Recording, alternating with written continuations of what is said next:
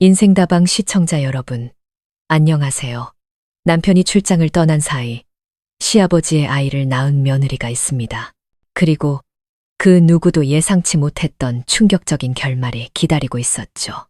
오늘 이야기는 한 가정에 불어닥친 비극과 그 뒤에 숨겨진 진실에 대한 이야기입니다. 채널 고정해 주십시오.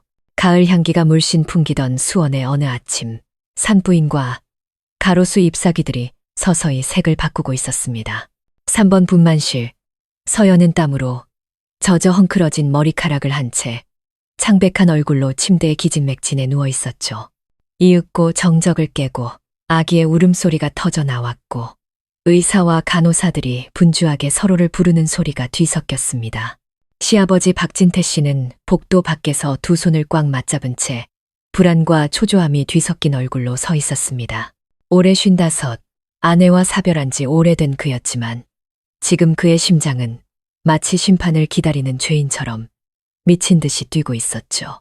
한 간호사가 붉은 핏덩이 같은 아기를 안고 나와 조심스럽게 물었습니다. 보호자분 맞으시죠? 축하드립니다. 산모와 아이 모두 건강합니다. 박진태 씨는 애써 미소를 지어 보였지만 입꼬리는 파르르 떨렸습니다. 그의 시선은 아기의 작은 얼굴에 멈췄죠. 오똑한 콧날, 다부진 인매, 그 모든 것이 바로 자기 자신을 빼닮아 있었습니다. 그 아이는 서연의 남편, 민준의 핏줄이 아니었습니다. 길을 잃었던 밤, 서로가 감히 이름 붙일 수 없었던 연약한 순간이 낳은 결과였죠. 분만실한 서연은 떨리는 손으로 아기를 받아들었습니다. 성스러운 이 순간, 문 쪽을 바라보는 그녀의 충혈된 눈에는 남편 민준의 모습이 보이지 않았습니다. 그는 멀리 강원도 볕뜨거운 건설 현장에서 아내가 얌전히 자신을 기다리고 있을 거라 믿고 있었죠. 갓 태어난 아기를 품에 안은 기쁨도 잠시, 서연의 마음은 고통과 공포, 그리고 파도처럼 밀려오는 수치심과 죄책감에 잠식당하고 있었습니다. 복도 밖에서는 수군거리는 소리가 들려오기 시작했습니다. 몇몇 사람들이 의아한 눈빛으로 박진태 씨를 쳐다봤습니다. 그 순간 그는 차라리 사라져버리고 싶었습니다. 이 아이가 존재하지 않았으면 하고 바랐죠. 하지만 떨리는 손으로 아기의 뺨에 손을 대자 사랑과 두려움이 뒤섞인 감정이 가슴을 옥죄어왔습니다. 자신의 핏줄이지만 며느리의 몸에서 태어난 아이, 평생을 엄격하게 살아온 그가 단 한 번도 상상해 본 적 없는 일이었습니다. 서연은 눈을 질끈 감았습니다. 남편을 출장 보내던 날, 단둘이 먹던 저녁 식사, 시아버지의 눈빛, 그리고 그날의 비, 모든 것이 슬로우 모션 필름처럼 스쳐 지나가며 그녀를 이 순간으로 이끌었습니다. 아기의 울음소리 하나하나가 돌이킬 수 없는 잘못을 상기시키는 듯 했습니다. 그녀는 터져나오는 울음을 참기 위해 입술을 깨물었죠. 창밖으로는 수원의 아침 햇살이 스며들어 엄청난 비밀을 숨긴 두 사람의 얼굴을 비추고 있었습니다. 모든 것이 평온해 보였지만 그들 안에서는 거대한 폭풍이 휘몰아치고 있었죠. 아무도 몰랐습니다. 머지않아 진실이 드러나고 세 사람 모두 예상치 못한 소용돌이에 휘말리게 될 것이라는 것을. 박진태 씨의 마음속에는 후회와 세상의 시선에 대한 두려움, 그리고 아들에 대한 죄책감이 뒤엉켜 있었습니다. 서연은 몸을 일으켜 아기를 끌어안고 두 뺨 위로 눈물을 흘렸습니다.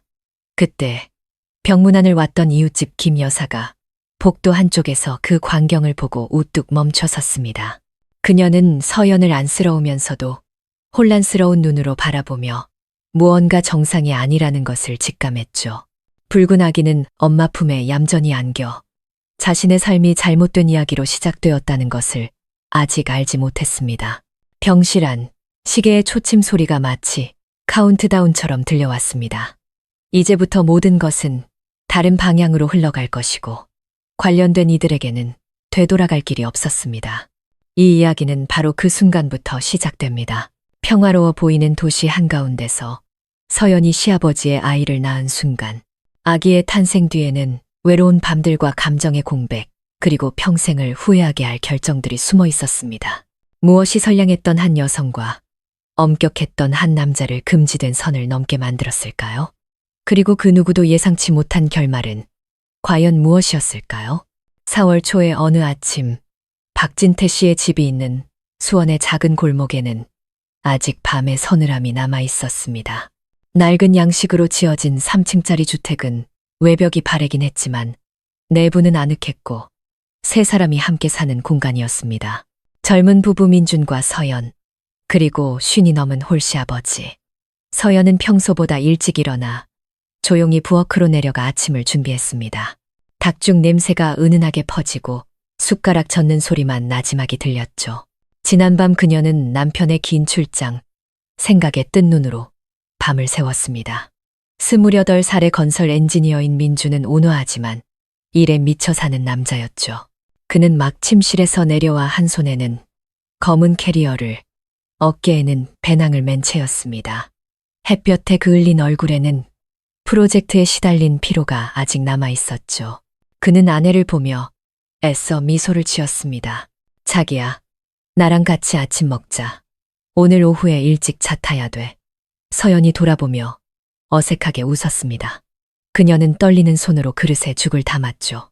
이번엔 얼마나 가는데? 아마 석 달은 걸릴 거야. 강원도 현장의 감독관이 부족해서. 마지막에 한 번 집에 들를게. 자기는 집에 있는 동안 건강 잘 챙기고 아버지 잘 챙겨드리고. 아버지 잘 챙겨드리라는 말이 서연의 마음을 스치고 지나갔습니다. 그녀는 고개를 끄덕이고 죽 그릇으로 시선을 떨군 채 눈물을 삼켰죠. 시집 온 날부터 그녀는 시아버지와 단둘이 지내는 것에 익숙했습니다. 10년 넘게 아내와 사별하고 홀로 지내온 박진태 씨는 과묵하고 늘 표정이 엄격했죠. 그녀는 항상 그를 친아버지처럼 여겼고 다른 생각은 감히 해본 적이 없었습니다. 하지만 민준이 멀리 떠날 때마다 생기는 공백과 외로움은 말없이 점점 커져만 갔습니다. 그날 아침 식사는 유난히 조용했습니다. 박진태 씨는 식탁 상석에 앉아 조용히 부부가 식사하는 것을 바라보다 가끔 마른 기침을 했습니다. 그가 물었죠. 출장은 얼마나 가느냐? 네, 아마 석 달 정도 걸릴 것 같습니다. 아버님, 이번 프로젝트만 잘 마무리하고 아예 돌아오려고요. 박진태 씨는 고개를 끄덕였습니다. 그의 시선이 서연을 향할 때 무언가 말하려다 마는 듯한 기묘한 빛이 스쳤습니다. 그 순간 서연은 곧 멀리 떠날 남자와 홀로 남을 남자 사이에서 길을 잃은 듯한 작은 존재가 된 기분이었습니다.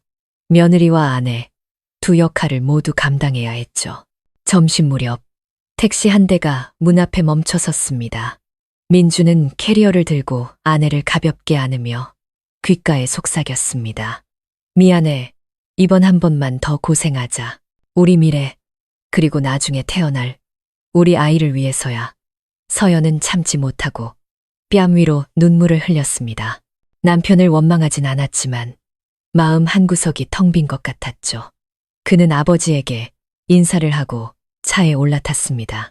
택시는 차들 속으로 사라지고 텅 빈 마당에는 바람이 나뭇가지를 스치는 소리만 남았습니다. 서연은 차가 사라진 쪽을 바라보며 가슴이 미어졌습니다. 집으로 들어서자 차를 내리고 있는 박진태 씨가 보였습니다. 그녀는 애써 미소를 지었죠. 그가 말했습니다. 아가, 들어가서 쉬어라. 너무 슬퍼하지 말고 아비가 있으니 우리 둘이 서로 의지하며 지내자.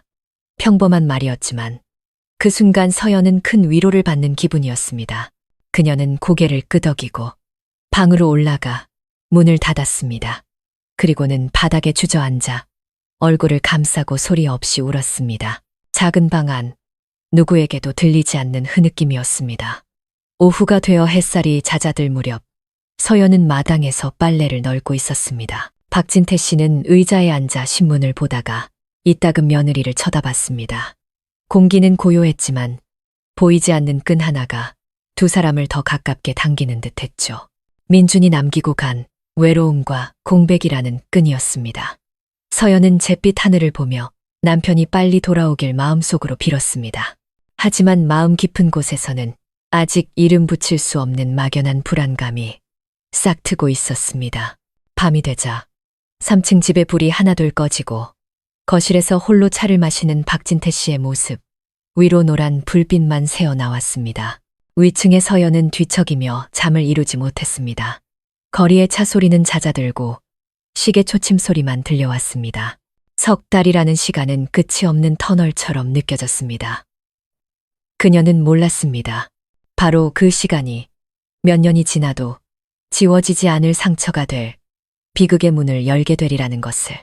민준이 출장을 떠난 초반 며칠, 수원의 작은 골목에 있는 3층 집은 한층 더 휑하게 느껴졌습니다. 서연은 매일 아침 정해진 시간에 일어나 두 사람을 위한 식사를 준비했죠. 낡은 원목 식탁 위에는 이제 수저 두 벌만 놓였고 민준의 빈자리는 그녀의 마음에 조용한 상처처럼 남았습니다. 분위기는 너무나 조용해서 숟가락이 그릇에 닿는 소리마저 선명하게 들릴 정도였습니다. 아내와 사별한 지 오래된 박진태 씨는 이제 낡은 습관에 의지의 시간을 보낼 뿐이었습니다. 차를 내리고 신문을 읽고 베란다에 화초에 물을 주는 일과, 하지만 아들이 떠난 후 그는 서연을 더 신경 써서 보게 되었습니다. 젊은 며느리는 조용했고 교류도 적었으며 온종일 부엌이나 자기 방에서만 맴돌았죠. 그가 식탁을 정리하는 서연의 마른 뒷모습을 볼 때마다, 타일 바닥에 비친 작은 그림자를 볼 때마다 그의 마음속에는 연민과 함께 이름 붙이기 어려운 묘한 감정이 솟아올랐습니다. 그날 오후 서연이 마당에서 화분에 물을 주고 있을 때 박진태 씨가 손에 우산을 들고 집 안에서 나왔습니다. 갑자기 비가 쏟아지기 시작했고 초여름의 빗방울이 기왓장에 후두둑 떨어졌습니다. 그는 다가와 그녀에게 우산을 씌워주며 부드럽게 말했습니다. 아가, 어서 들어가거라. 다 젖겠다. 이건 아비가 할 테니. 서연은 고개를 들다 그의 행동에 깜짝 놀랐습니다. 그녀는 당황하며 말했죠. 아니에요. 아버님, 제가 할게요. 아버님은 들어가서 차 드세요. 그는 고개를 저었습니다. 눈빛은 온화했지만 무언가 깊이가 있었죠. 젊은 애가 혼자 고생이 많구나. 아비가 안쓰러워서 그런다. 필요한 거 있으면 뭐든 말하거라. 어려워 말고. 단순한 말이었지만 서연의 마음은 쿵 내려앉았습니다.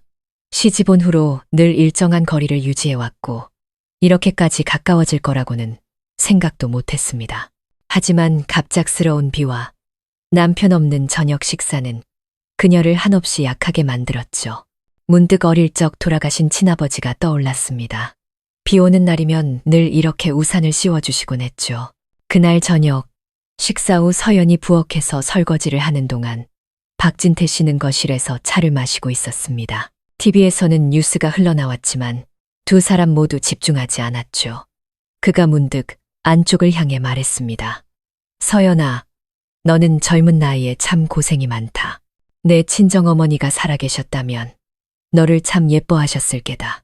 서연은 흠칫하며 들고 있던 찻잔을 떨어뜨릴 뻔했습니다.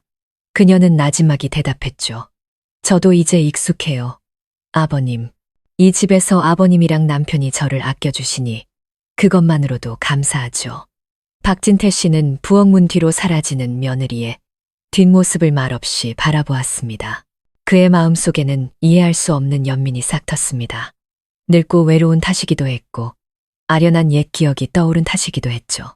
그는 스스로에게 아버지가 딸을 챙기는 마음일 뿐이라고 다짐했지만 그의 시선은 그녀의 가녀린 어깨에 필요 이상으로 오래 머물렀습니다.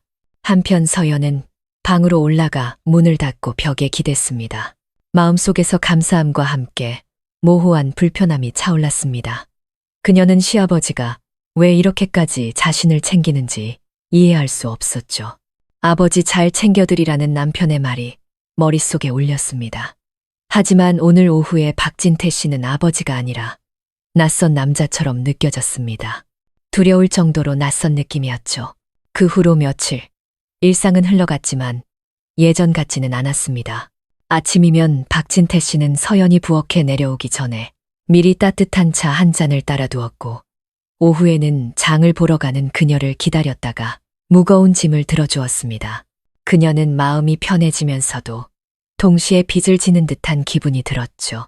가끔 놀러 오던 이웃 김 여사도 그런 변화를 눈치챘지만 그저 시아버지가 며느리를 아끼나 보다 하고 단순하게 생각했습니다. 처음에는 평범해 보였던 그 관심이 사실은 한 지붕 아래 두 사람을 잇는 보이지 않는 끈이었습니다. 나이와 신분이라는 벽에 서서히 균열이 가고 있었던 거죠. 혼자 누워 지새우는 긴 밤, 서연은 더 이상 남편 민준만을 그리워하지 않았습니다. 그녀는 박진태 씨의 눈빛에 대해 번민하기 시작했죠. 그리고 마음 깊은 곳에서 그녀는 이 가까움이 훗날 자신을 구제할 수 없는 비극으로 몰아넣으리라는 것을 전혀 알지 못했습니다. 남편 민준의 부재는 끝없이 길게만 느껴졌습니다. 수원 시내의 3층 집은 매일 밤 불이 켜져 있었지만 그 안에는 형언할 수 없는 정적이 감돌았죠.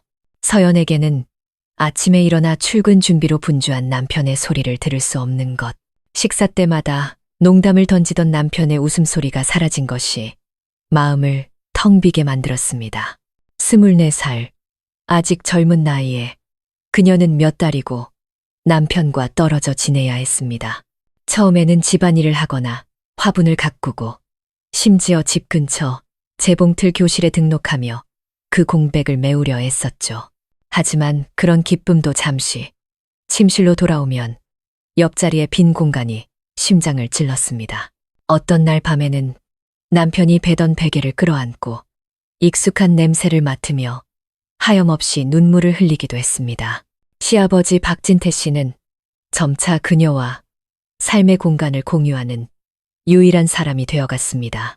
장을 보고 돌아올 때면 무거운 짐을 들어주고 때로는 그녀를 위해 싱싱한 시금치 한 단이나 바나나 몇 개를 사다 주곤 했죠. 이런 사소한 배려가 외로운 상황에 놓인 서연의 마음을 따뜻하게 했습니다.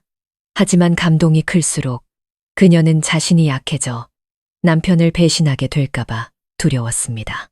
어느 날 오후 수원에 비가 내릴 무렵 서연이 마당에서 빨래를 걷다가 발을 헛디뎠습니다. 가까이 서 있던 박진태 씨가 재빨리 달려와 그녀를 부축했죠. 그 순간 두 사람의 몸이 맞닿았습니다. 짧은 순간이었지만 서연의 얼굴은 새빨갛게 달아올랐습니다. 그녀는 당황하며 손을 빼고 작게 감사 인사를 한 뒤 서둘러 방으로 뛰어들어갔습니다. 침대 옆에 주저앉은 그녀의 심장은 세차게 뛰었죠. 그녀는 자신의 이상한 반응을 자책했지만 그 순간의 기억은 잊으려 할수록 더욱 선명해졌습니다. 밤이 깊어지자 서연은 뒤척였습니다. 벽시계의 초침 소리가 마치 심장을 두드리는 소리처럼 들렸습니다. 그녀는 이리저리 뒤척이다 결국 울음을 터뜨렸습니다. 머릿속에는 나는 그분을 아버지로만 생각했는데 왜 이렇게 흔들리는 걸까? 라는 질문이 맴돌았죠. 하지만 답은 모호했고 언젠가 남편이 돌아왔을 때 온전한 마음으로 그를 맞이할 수 없을지도 모른다는 생각에 더욱 공포에 휩싸였습니다. 다음 날 아침 식사를 준비하며 서연은 조용히 박진태 씨의 시선을 피했습니다. 하지만 그는 태연한 척 물었죠. 어젯밤엔 잘 잤느냐? 네. 그럭저럭요, 아버님. 목소리는 울음 때문에 잠겨 있었고 대답은 머뭇거렸습니다. 박진태 씨는 며느리의 부은 눈을 힐끗 봤지만 더는 묻지 않았습니다. 그 침묵 어린 시선이 오히려 서연의 마음을 꿰뚫어보는 듯했습니다. 그 후 며칠간 그녀 내면의 갈등은 더욱 격렬해졌습니다. 한편으로는 아내의 본분을 지키고 온전한 사랑으로 남편을 기다리고 싶었습니다. 다른 한편으로는 시아버지의 조용한 관심이 추운 밤의 작은 불꽃처럼 마음을 흔들었죠. 그녀는 그 빈자리가 죄책감으로 채워지는 자기 자신이 미웠습니다. 서연은 박진태 씨와 가까이 있는 것을 피하기 시작했습니다. 시장에 더 일찍 가고 방문을 더 오래 잠그고 심지어 마주치는 시간을 줄이기 위해 늦게 귀가하기도 했죠. 하지만 피하면 피할수록 그의 시선은 더욱 알 수 없게 변해갔습니다. 무언가 말하고 싶지만 억누르는 듯한 눈빛. 그녀는 두려웠고 불안했으며 무엇보다 자신의 마음 앞에서 혼란스러웠습니다. 어느 날 저녁 두 사람이 함께 뉴스를 볼 때 서연은 문득 자신을 깊고 조용하게 바라보는 박진태 씨의 시선과 마주쳤습니다. 심장이 덜컥 내려앉았죠. 그녀는 고개를 돌렸습니다. 하지만 그날 밤 내내 그 눈빛이 그녀를 따라다녔습니다. 그 눈빛은 관심인 동시에 아직 발설되지 않은 위험한 말처럼 느껴졌습니다. 그녀는 이불을 끌어안고 또다시 눈물을 흘렸습니다. 어둠 속에서 그녀는 속삭였습니다. 민준 씨, 제발 돌아와줘요. 나 너무 무서워요. 그날 오후 수원의 하늘은 온종일 비를 뿌렸습니다. 거리는 얇은 수증기로 뒤덮였고 차 소리는 안개 속에 묻히는 듯했죠. 3층 집, 서연은 부엌에서 저녁 식사를 준비하고 있었습니다. 민준이 떠난 후 식탁에는 늘 두 사람뿐이었습니다. 그래서 음식도 적게 했죠. 하지만 오늘은 왠지 평소보다 많은 음식을 만들었습니다. 된장찌개, 제육볶음, 파릇하게 볶은 시금치 나물까지. 밖에서는 박진태 씨가 차를 내리고 있었지만 그의 눈은 며느리가 분주하게 움직이는 부엌을 향해 있었습니다. 식사 시간이 되자 두 사람은 마주 앉았습니다. 긴 원목 식탁에는 그릇 2개, 수저 2벌뿐이었고 노란 조명이 따뜻하면서도 쓸쓸한 분위기를 더했습니다. 서연은 국을 뜨며 애써 박진태 씨를 정면으로 보지 않으려 했죠. 그의 작은 행동 하나하나가 선명하게 느껴졌습니다. 음식을 집는 방식, 조용히 찻잔을 내려놓는 모습까지. 박진태 씨가 그녀에게 제육볶음 한 점을 집어주며 부드럽게 말했습니다. 아가, 너 요즘 너무 말랐다. 많이 먹고 기운 차려야지. 밤늦게까지 깨어있지 말고. 서연은 흠칫 놀라 고개를 들었고 자신을 바라보는 그의 시선과 마주쳤습니다. 그 눈빛은 더 이상 평범한 관심이 아니었죠. 그녀는 서둘러 시선을 내리고 애써 미소를 지었습니다. 네, 감사합니다. 아버님, 저 잘 챙겨 먹고 있어요. 잠시 침묵이 흐른 뒤 박진태 씨는 젓가락을 내려놓고 식탁 모서리를 손가락으로 가볍게 쓸며 한층 낮아진 목소리로 말했습니다. 네가 혼자 집에 있으니 많이 외롭겠구나. 민준이는 늘 일 때문에 바쁘니 아비도 가끔 널 보면 안쓰럽다. 젊은 여자가 혼자 있는 게 얼마나 힘들겠니. 그 말은 마치 바늘처럼 서연의 마음 가장 부드러운 곳을 찔렀습니다. 그녀는 당황해서 젓가락을 쥔 손이 떨렸죠. 괜찮아요.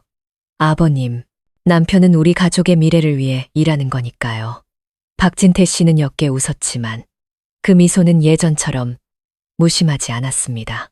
그건 알지만 여자는 그래도 옆에서 챙겨주는 사람이 있어야지. 무슨 일 있으면 아비한테 다 말하거라. 속에 담아두면 병된다. 평범하게 들릴 수 있는 말이었지만 지금의 서연에게는 심장을 뛰게 만들었습니다. 그녀는 고개를 끄덕였지만 불안감이 스며들었죠. 그녀는 속으로 물었습니다. 왜 저런 말씀을 하실까? 왜 아버님 눈빛이 예전 같지 않지? 식사는 침묵 속에서 계속되었습니다. 박진태 씨는 가끔 그녀에게 생선 한 점을 집어주고 국을 더 떠주며 낮은 목소리로 옛날 이야기를 들려주었습니다. 힘들었던 젊은 시절, 아내와 함께 아들을 키우던 세월. 그의 목소리에는 회상과 고독이 섞여 있었죠. 그 소박한 이야기들은 서연의 감정적 결핍을 건드렸습니다. 그녀는 이야기를 들으며 안쓰러움과 두려움을 동시에 느꼈고 이유도 모른 채 눈물이 핑 돌았습니다. 식사 후 서연은 설거지를 하며 박진태 씨의 눈빛을 떠올렸습니다. 손이 떨렸죠. 시집 온 후 처음으로 신분의 경계가 위험할 정도로 가까워지고 있다는 것을 느꼈습니다. 그녀는 스스로에게 거리를 둬야 한다고, 약해지면 안 된다고 다짐했습니다. 박진태 씨는 거실에 앉아 담배에 불을 붙였지만 빨지는 않았습니다. 그는 커튼 뒤로 보이는 며느리의 그림자를 바라보며 마음이 복잡했죠. 그 자신도 지금 뭘 하고 있는지 알 수 없었습니다. 너무 오래 외로웠던 탓일까? 아니면 젊은 여성이 집에 함께 있다는 사실 때문일까? 그는 점차 생각의 통제력을 잃어가고 있었습니다. 스스로에게 아버지로서의 관심일 뿐이라고 되뇌었지만 마음 깊은 곳에서는 며느리에게 가까이 다가갈 때마다 심장이 다르게 뛰는 것을 느꼈죠. 그날 밤 서연은 방으로 돌아와 문을 단단히 걸어 잠갔습니다. 그녀는 주저앉아 머리를 감싸 쥐었습니다. 손에서는 아직 주방 세제 냄새가 났지만 머릿속에서는 거실의 담배 연기 냄새가 피어올랐죠. 그 냄새는 두려움과 함께 이름 모를 감정과 뒤섞였습니다. 떨쳐내려 했지만 소용없었죠. 거울 속 자신의 얼굴은 더 수척해져 있었고 눈가는 붉었습니다. 그녀는 속삭였습니다. 강해져야 해. 나는 민준 씨의 아내야. 잘못된 일을 해선 안 돼. 아래층 박진태 씨는 담배를 비벼 끄고 천장을 바라보았습니다. 처마 끝에 부딪히는 빗소리, 시계 초침 소리. 그의 마음속에는 죄책감과 함께 모호한 욕망이 차올랐습니다. 한 지붕 아래 두 사람, 각자의 세상에 살고 있었지만 보이지 않는 끈은 서서히 그들을 조여오고 있었습니다. 그들을 전혀 예상치 못한 갈림길로 이끌고 있었죠. 그 이상했던 저녁 식사 후 서연은 스스로에게 거리를 지켜야 한다고 되뇌었습니다. 그녀는 박진태 씨와 같은 시간에 부엌에 내려가는 것을 피했고 거실에 오래 머물지 않았으며 심지어 이웃 김 여사의 일을 돕는다는 핑계로 집에 있는 시간을 줄였습니다. 하지만 피하면 피할수록 박진태 씨의 시선은 더욱 깊어졌습니다. 무언가 말하고 싶지만 억누르는 듯한 눈빛이었죠. 어느 주말 오후 수원에 갑자기 큰 비가 쏟아졌습니다. 바람이 창문을 흔들었고 젖은 흙냄새와 마당의 제스민 향이 집 안으로 밀려들었죠. 서연은 막 빨래를 마치고 베란다에서 널어놓은 옷을 걷다가 그만 발을 헛디뎠습니다. 마당에서 화초에 물을 주던 박진태 씨가 소리를 듣고 급히 뛰어 올라왔죠. 그는 그녀의 팔을 붙잡아 일으켜 세웠습니다. 그 순간 두 사람의 몸이 밀착되었고 비에 젖은 옷 너머로 온기가 전해졌습니다. 서연은 깜짝 놀라 심장이 세차게 뛰었죠. 그녀는 손을 빼려 했지만 박진태 씨는 잠시 동안 그녀를 놓아주지 않았습니다. 그는 깊은 눈으로 그녀를 바라보며 떨리는 목소리로 나지막이 말했습니다. 아가, 조심해야지. 이렇게 미끄러운데 넘어지면 큰일 난다. 그녀는 고개를 숙인 채 작게 속삭였습니다. 죄송해요. 제가 부주의했어요. 그리고는 서둘러 손을 빼고 방으로 뛰어 들어갔습니다. 박진태 씨는 그 자리에 서 있었습니다. 그의 손에는 아직 그녀의 손목에서 느껴졌던 부드럽고 따뜻한 감촉이 남아 있었고 심장은 거칠게 뛰고 있었죠. 그는 스스로에게 뭘 하고 있는 거냐고 물었지만 수년간 쌓인 고독은 낯선 욕망으로 변해가고 있는 듯 했습니다. 그날 밤 집안은 숨막히는 공기로 가득 찼습니다. 비는 처마 끝에서 계속해서 떨어졌죠. 서연은 방문을 굳게 닫고 베개를 끌어안고 앉아 있었습니다. 오후에 그 순간이 떠올라 마음이 복잡했죠. 왜 그렇게 떨렸을까? 왜 아버님 눈빛이 그랬을까? 그녀는 이것이 잘못된 일이라는 것을 알았지만 박진태 씨의 관심이 따뜻하면서도 두렵게 느껴지는 이유를 알 수 없었습니다. 아래층 거실, 박진태 씨는 식어버린 찻잔 앞에 앉아 허공을 응시했습니다. 세상을 떠난 아내에 대한 기억이 떠올랐고 그 자리를 서연의 모습이 서서히 대체했죠. 그는 입술을 깨물고 주먹을 꽉 쥐며 스스로를 진정시키려 애썼습니다. 멈춰야 한다고, 아버지로서의 도리를 지켜야 한다고 다짐했지만 머릿속에서는 나는 그저 아이를 아끼는 것뿐이야. 너무 외로워 보여서 그저 보듬어주고 싶었을 뿐이라고 하는 변명이 맴돌았습니다. 다음 날 서연은 평소처럼 부엌에 내려와 아침을 준비했습니다. 박진태 씨가 들어와 태연한 척했죠. 그는 그녀의 남을 다듬는 것을 도우려다 칼을 건네받으며 그녀의 손가락을 살짝 스쳤습니다. 이번에는 서연이 손을 움츠렸지만 아무 말도 하지 않았습니다. 부엌 안의 공기는 무겁게 가라앉았죠. 그녀는 애써 어색한 미소를 지으며 다른 화제로 말을 돌렸지만 목소리는 떨렸습니다. 박진태 씨가 나지막이 말했죠. 서연아, 너무 슬퍼하지 마라. 아비가 여기 있지 않니? 아비가 널 아낀다. 아비가 널 아낀다는 말이 비수처럼 날아와 밝혔습니다.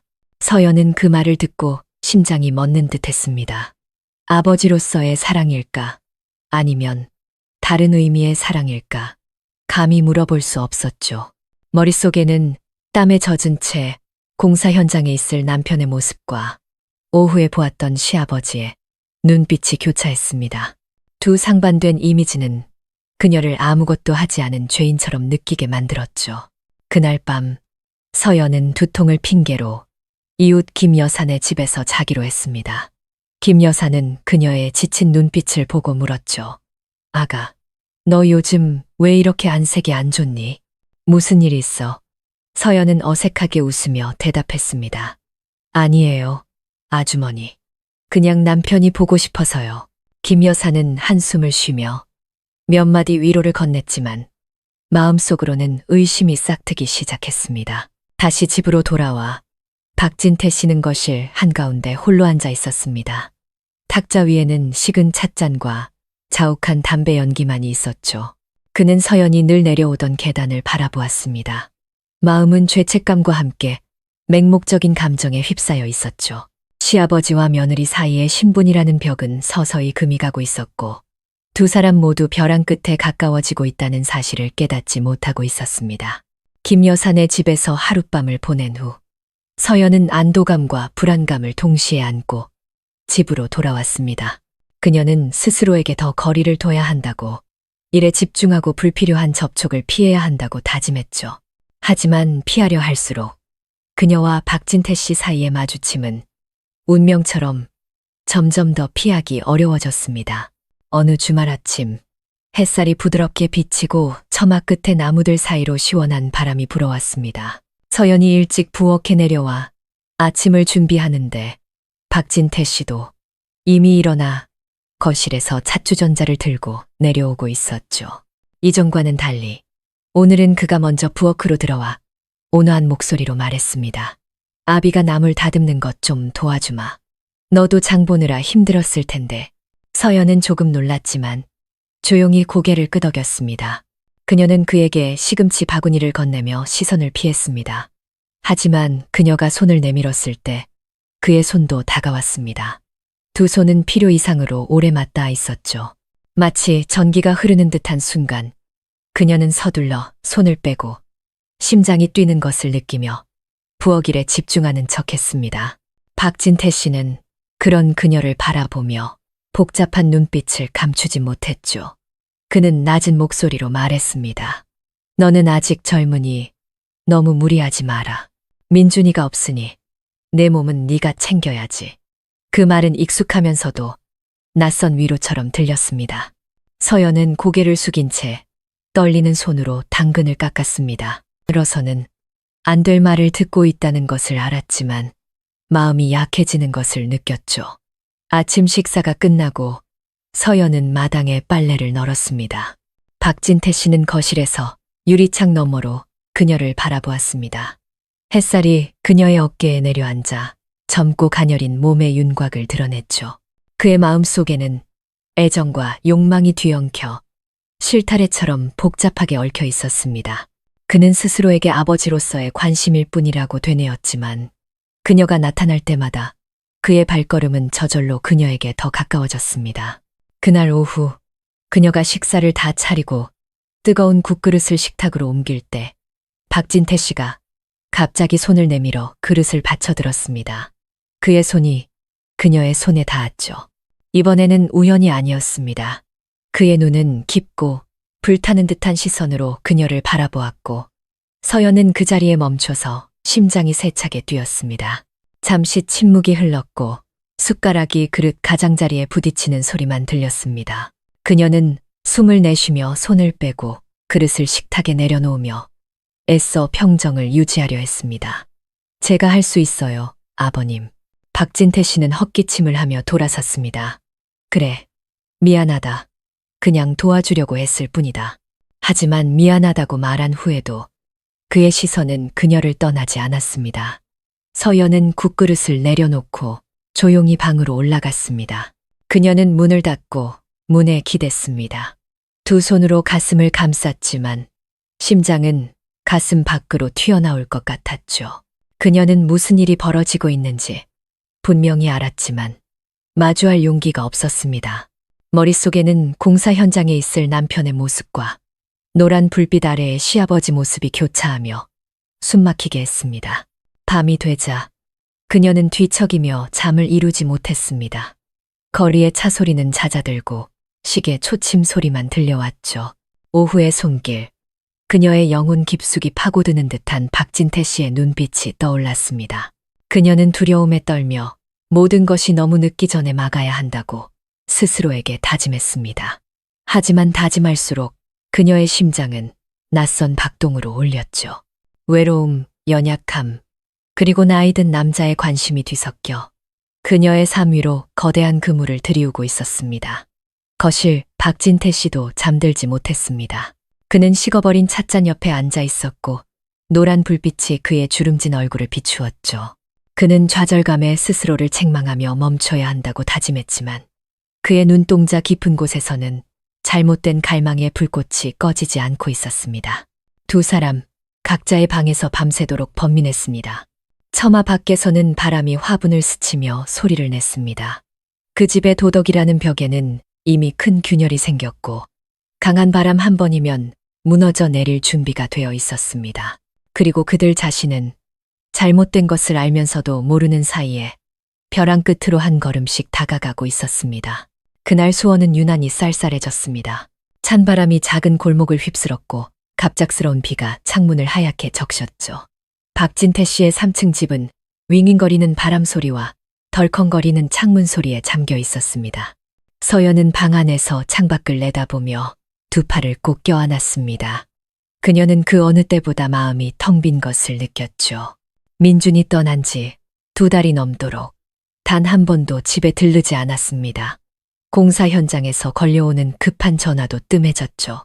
그녀는 남편에게 문자를 보내려 했었지만 돌아오는 것은 짧은 답장뿐이었습니다. 먼 거리는 그녀를 거대한 어둠 속으로 끌어당기는 듯했습니다. 아래층 거실, 박진태 씨는 식어버린 찻잔과 함께 홀로 앉아 있었고 작은 라디오에서는 옛 노래가 흘러나왔습니다. 기왓장에 부딪히는 빗소리는 그에게 젊은 시절과 아내가 곁에 있던 세월을 떠올리게 했죠. 며칠 동안 서연의 모습이 깨지 않는 취기처럼 그의 머릿속을 맴돌았습니다. 그는 자신이 틀렸다는 것을 알았지만 수년간의 고독과 단둘만 남은 집은 그의 마음을 약하게 만들었습니다. 저녁 8시쯤 부엌에 불이 깜빡이다가 완전히 꺼졌습니다. 비는 세차게 내리고 천둥 번개가 요란하게 쳤죠. 서연은 급히 계단을 내려와 양초를 찾았습니다. 박진태 씨가 부엌 문 앞에 손전등을 들고 서 있었습니다. 그의 목소리는 쉬어 있었죠. 아가, 어디 있느냐? 아비가 불을 비춰주마. 저 여기 있어요. 아버님, 정전됐나 봐요.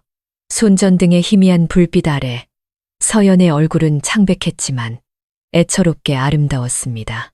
불빛이 그녀의 눈에 비쳐 두려움과 당혹감으로 반짝였습니다. 박진태 씨는 가까이 다가가 그녀의 손에 들린 양초를 받쳐들었죠. 그 순간 두 사람 사이의 거리는 한 뼘도 채 되지 않았습니다. 밖에서 들려오는 빗소리는 마치 가슴을 두드리는 북소리 같았죠. 박진태 씨는 깊은 숨을 내쉬고는 불쑥 말했습니다. 아가, 무서워하지 마라. 아비가 여기 있다. 그의 목소리는 예전처럼 단호하지 않고 떨리고 있었습니다. 서연은 그 자리에 얼어붙은 채 심장이 세차게 뛰었습니다. 물러서야 할지 다가가야 할지 알 수 없었죠. 창문으로 바람이 들이닥쳐 커튼이 휘날렸고 촛불이 훅 꺼지며 어둠이 덮쳤습니다. 그 어둠 속에서 한 손이 다른 손을 찾아 더듬었습니다. 서연은 몸을 떨며 손을 빼려 했지만 이미 늦었습니다. 박진태 씨의 거친 손에서 전해지는 온기가 온몸으로 퍼져나갔습니다. 지난 몇 달간 그녀가 애써 지켜왔던 모든 것이 끊어진 실처럼 힘없이 무너져 내렸습니다. 쏟아지는 빗소리 속에서 그녀는 자신의 심장이 공포에 질려 뛰는 소리와 가빠지는 숨소리를 들었습니다. 그녀는 고개를 저으며 말했죠. 아버님, 저희는 박진태 씨가 목맨 소리로 속삭였습니다. 미안하다. 하지만 나는 너를 아낀다. 나는 너무 외롭다. 그 말은 마지막 남은 벽을 무너뜨리는 망치질 같았습니다. 서연은 멍하니 서서 격렬한 내적 갈등을 겪었지만 이내 외로움과 연약함, 죄책감은 맹목적인 감정의 홍수에 휩쓸려 버렸습니다. 밖에서는 여전히 비가 쏟아지고 있었죠. 집안에서는 돌이킬 수 없는 실수가 벌어졌습니다. 평생을 짊어지고 가야 할 실수였죠. 전기가 다시 들어왔을 때 하얀 불빛이 부엌을 환하게 비췄습니다. 서연은 의자에 주저앉아 창백해진 얼굴을 두 손에 묻었습니다. 박진태 씨는 곁에 서서 넉나간 눈으로 어디에 둬야 할지 모르는 떨리는 손을 내려다보았죠. 두 사람은 짧은 순간 서로를 바라보았지만 그 순간은 평생처럼 길게 느껴졌습니다. 두 사람 모두 깨달았습니다. 이 순간부터 그들은 돌아올 수 없는 강을 건넜다는 것을. 그날 밤 서연은 방에서 이불을 머리끝까지 뒤집어 쓴 채 누워 있었습니다. 눈물이 흘러 베개를 적셨죠. 그녀는 스스로를 책망하며 왜 이렇게 약했을까? 왜 모든 것을 이 지경까지 오게 만들었을까? 자문했습니다. 남편이 사무치게 그리웠지만 이제는 끔찍한 두려움을 품게 되었죠. 아래층 거실, 박진태 씨는 석상처럼 조용히 앉아 있었습니다. 그의 멍한 시선은 허공을 향해 있었고 처마 끝의 빗소리는 마치 그를 질책하는 소리처럼 들렸습니다. 한 방울 한 방울이 그들의 영혼 위로 무겁게 떨어졌죠. 거리에서는 밤늦은 차의 경적 소리가 들려오며 평범한 세상이 계속되고 있음을 알려주었습니다. 하지만 이 집에서는 그 비바람치던 밤이 낡은 인생의 한 장을 닫고 누구도 예상치 못한 비극으로 가득 찬 새로운 장을 열었습니다. 그 비바람치던 밤 이후 수원의 작은 골목에 있는 3층 집은 예전 같지 않았습니다. 무거운 공기가 집 안을 짓눌렀고 복도를 지나는 발걸음 소리 하나하나가 메아리처럼 울렸죠. 서연은 다음 날 아침 수척한 얼굴과 붉게 충혈된 눈으로 잠에서 깼습니다. 그녀는 거울 보기를 피했습니다. 돌이킬 수 없는 선을 넘어버린 자기 자신을 마주할 용기가 없었기 때문이죠. 부엌에 내려와 평소처럼 아침을 준비했습니다. 나물 반찬, 계란 프라이, 작은 냄비에 죽. 하지만 그녀의 손은 떨렸고 숟가락이 바닥에 떨어져 요란한 소리를 냈습니다. 박진태 씨가 나와 조용히 숟가락을 주워 식탁에 놓아주었죠.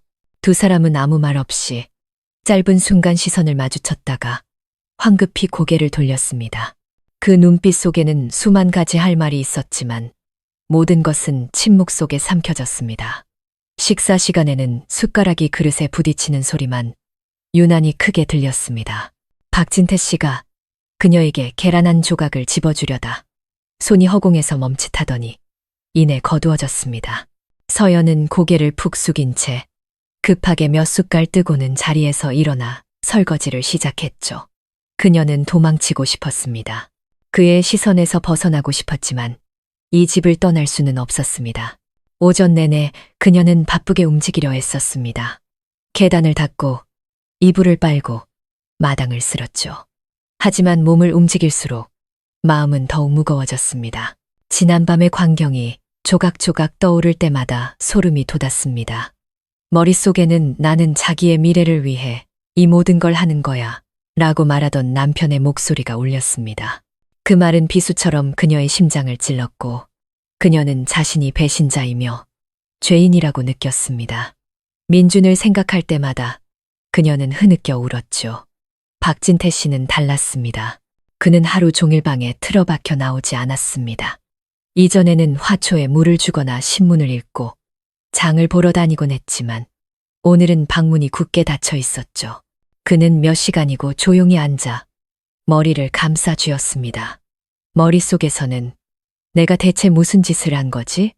라는 질문이 맴돌았습니다. 그는 자신이 부자간의 도리를 망가뜨렸고 이 죄는 무엇으로도 씻을 수 없다는 것을 알았습니다. 하지만 늙은 심장은 지난밤의 순간을 떠올릴 때마다 세차게 뛰었죠. 두려움과 함께 은밀한 갈망이 공존했습니다.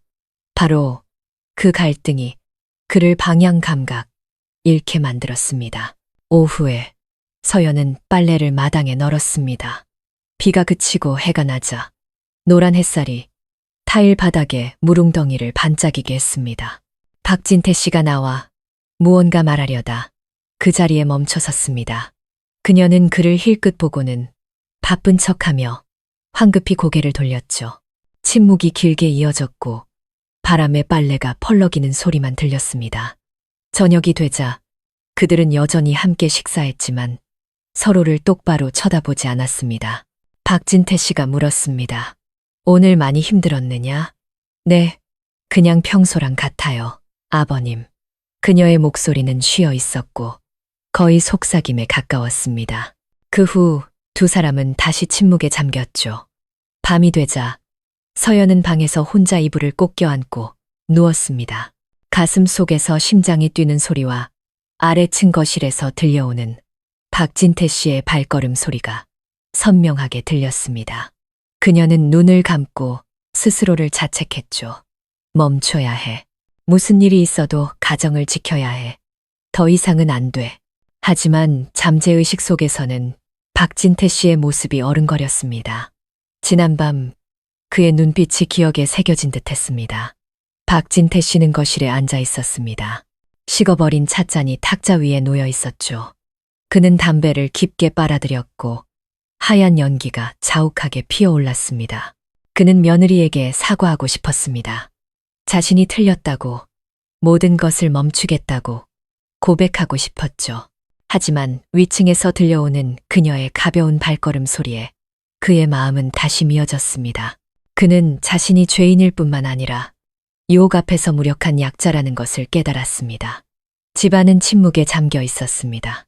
겉으로도 마음속으로도. 하지만 그 침묵은 천마디 말보다 더 무거웠죠. 그것은 결코 메울 수 없는 균열이 생겼음을 알리는 신호였습니다. 밖에서는 수원의 거리가 다시 일상으로 돌아갔습니다.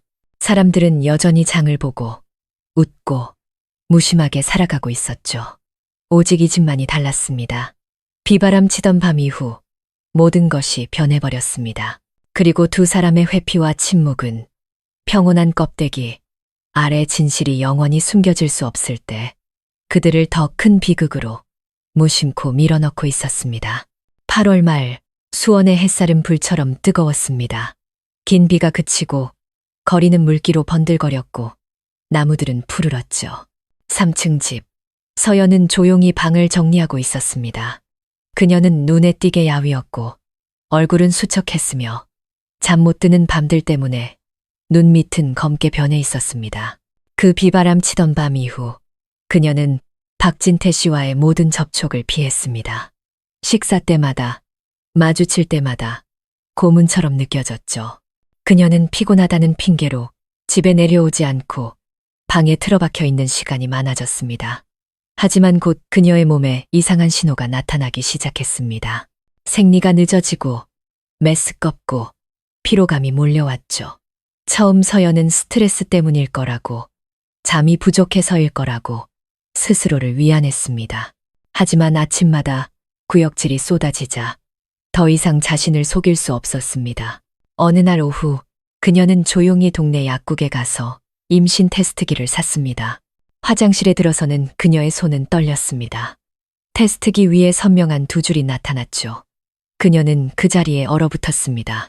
심장이 미친 듯이 뛰고 머리가 핑 돌았으며 눈물이 차가운 타일 바닥으로 뚝뚝 떨어졌습니다. 머릿속에는 수많은 질문이 맴돌았습니다. 이제 어떡하지? 남편 얼굴을 어떻게 보지? 세상 사람들 얼굴을 어떻게 보지? 그녀는 배를 감싸 안았습니다. 세상이 발밑에서 무너져 내리는 기분이었죠. 그 후 며칠 동안 서연은 공황 상태로 살았습니다. 그녀는 이웃 김 여사는 물론 모든 사람에게 이 사실을 숨겼죠. 부엌에 내려올 때마다 어색한 미소로 피로를 감추려 했었습니다. 하지만 자기 방에서는 목이 쉴 때까지 울었죠. 밤마다 배에 손을 얹고 안쓰러움과 두려움을 동시에 느꼈습니다. 그것은 생명이었지만 실수의 결과였으니까요. 박진태 씨도 며느리의 변화를 눈치챘습니다. 그녀는 자주 피곤해했고 멍하니 먼 곳을 바라보았으며 이전보다 말이 없어졌죠. 어느 날 저녁 서연이 저녁을 준비하고 있을 때 그가 조용히 물었습니다. 서연아, 요즘 많이 피곤한 모양이구나. 그녀는 깜짝 놀라 서둘러 대답했습니다. 네, 아마 잠이 부족해서 그런가 봐요.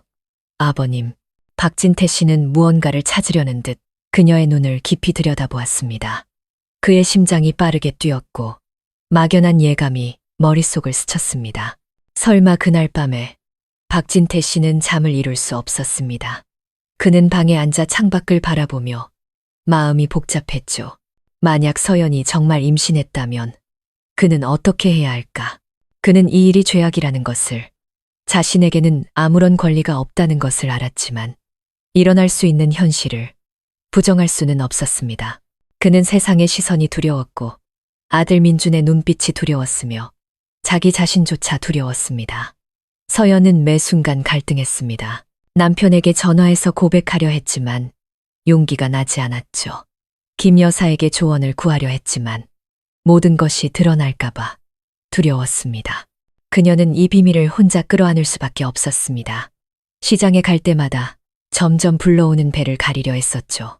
거리에서 아이 울음소리가 들릴 때마다 심장이 멎는 듯했습니다. 어떤 밤에는 창가에 앉아 수원의 거리를 내려다보았습니다.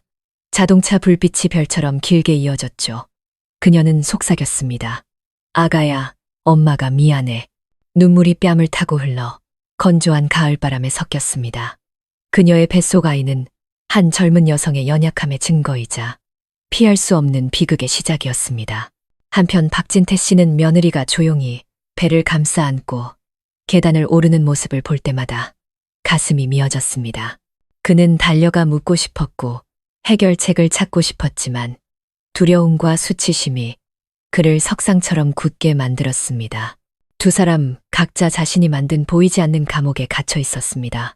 밖에서는 수원이 여전히 소란스러웠지만 이 집안에서는 거대한 폭풍이 조용히 형성되고 있었죠.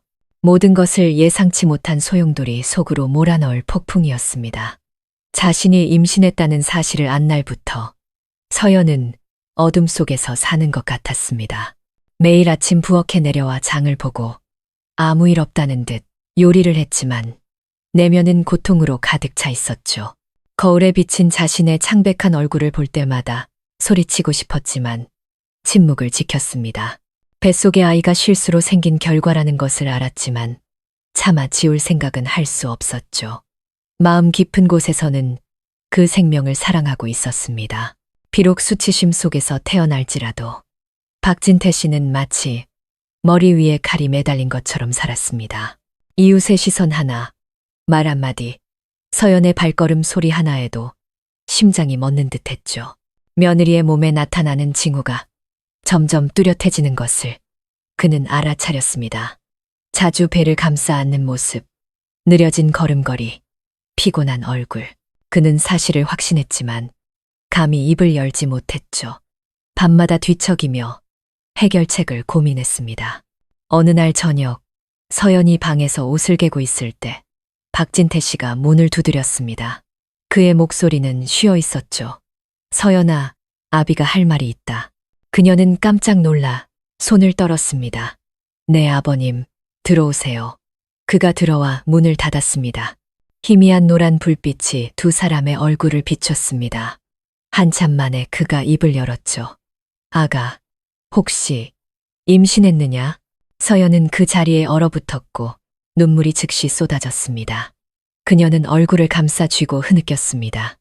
아버님, 저 어떻게 해야 할지 모르겠어요. 박진태 씨는 침대 가장자리에 앉아 한숨을 쉬었습니다. 그의 늙고 떨리는 손이 무릎 위에 놓여 있었죠. 그는 목맨 소리로 말했습니다. 미안하다. 전부 내 잘못이다. 하지만 이 일은 절대로 아무도 알아서는 안 된다. 특히 민준이는, 만약 민준이가 알게 되면 우리 집안은 풍비박산이 날게다. 나는 감옥에 갈 거고 너는 평생 사람들 손가락질을 받으며 살아야 해. 서연은 몸을 떨었습니다. 그의 말 한마디 한마디가 비수처럼 깊이 밝혔죠. 그녀는 고개를 저었습니다. 알아요. 제가 잘못한 거 알아요. 하지만 숨길 수가 없어요. 너무 죄스러워요. 아버님. 박진태 씨가 고개를 들었습니다. 그의 눈에는 두려움과 함께 단호함이 서려 있었죠. 아니, 숨겨야 한다. 이건 민준이의 아이라고 말해라. 걔는 멀리 출장 가 있으니 아무도 의심하지 않을 게다. 너와 아이는 내가 책임지마. 그러니 진정하거라. 서연은 배를 감싸 안고 눈물을 손등위로 떨어뜨렸습니다. 그녀는 박진태 씨의 말이 일리가 있다는 것을 알았지만 양심이 찢어질 듯 아팠죠. 새장 속에 갇힌 새처럼 날아갈 길이 보이지 않았습니다. 남편에게 고백하고 용서를 구하고 싶었지만 민준의 눈빛과 세상의 시선을 생각하면 다시 침묵하게 되었습니다. 그 대화 이후 집안의 공기는 더욱 무거워졌습니다. 박진태 씨는 이웃들 앞에서 태어난 척하며 심지어 민준이가 부탁했다며 서연에게 영양제를 사다 주기도 했습니다. 김 여사는 그 모습을 보고 놀라며 말했죠. 요즘 시아버님이 며느리를 엄청 챙기시네. 서연은 어색하게 웃으며 그녀의 캐묻는 듯한 시선을 피했습니다. 김 여사의 질문 하나하나가 바늘처럼 심장을 찔렀습니다. 밤이 되면 그녀는 배를 끌어안고 뱃속 아이에게 속삭였습니다. 아가야, 엄마가 미안해. 엄마는 어떻게 해야 할지 모르겠어. 너무 무서워. 민준에게서 전화가 올 때마다 그녀는 반가우면서도 두려웠습니다. 남편의 목소리를 듣는 것은 기뻤지만 그가 자신의 변화를 눈치챌까봐 겁이 났죠. 그녀는 거짓말을 연습하고 아무 일 없는 척 웃는 법을 익혔습니다. 전화를 끊을 때마다 눈물이 쏟아졌죠. 박진태 씨는 날이 갈수록 불안해졌습니다. 그는 더 이상 잠을 편히 자지도 신문을 읽지도 않았습니다. 항상 이웃의 시선을 경계했고 작은 실수 하나로 모든 것이 드러날까봐 두려워했죠. 하지만 그 두려움은 그를 더욱 옥죄었고 그는 점차 신경질적으로 변해갔습니다. 때로는 차라리 모든 것을 고백하고 마음이라도 편해지고 싶었지만 두려움 때문에 그럴 수 없었습니다. 그 집에서 두 사람은 죄수처럼 살았습니다. 한 사람은 뱃속의 수치와 후회를, 다른 한 사람은 가슴속의 두려움과 죄책감을 품고 있었죠. 밖에서는 수원의 거리가 여전히 소란스러웠지만 이 3층 집 안에서는 매 순간이 진실이 드러날 날을 향한 카운트다운처럼 느껴졌습니다. 두 사람 모두 피할 수 없는 그날을 향해서 늦어름의 어느 날 수원의 햇살은 기와장 위로 쏟아지고 동네 시장은 여느 때처럼 붐볐습니다. 매일 아침 장을 보는 사람들 중에는 박진태 씨 가족의 이웃인 김 여사도 있었죠. 그녀는 본래 신중하고 관찰력이 뛰어난 편이라 장을 볼 때마다 늘 활기차고 재빨랐던 서연의 모습에 익숙했습니다. 하지만 최근 몇 주 동안 그녀는 그 젊은 며느리가 완전히 변했다는 것을 알아차렸습니다. 서연은 이제 야위였지만 배는 살짝 불러 있었죠. 그녀는 자주 마스크를 쓰고 몸매를 가리기 위해 긴 외투를 입었습니다. 걸음걸이는 느렸고 시선은 항상 바닥을 향했으며 사람들과 마주치는 것을 피했죠. 김 여사가 서연아, 이리 와서 이것 좀 봐 하고 부를 때마다 그녀는 어색하게 웃으며 몇 마디 나누고는 서둘러 자리를 떴습니다. 처음 김 여사는 평범한 입덧이려니 생각했지만 보면 볼수록 이상했습니다. 예전에 서연은 민준과 아이를 갖길 바라지만 남편이 출장을 멀리 가서 슬프다고 말하곤 했기 때문이죠.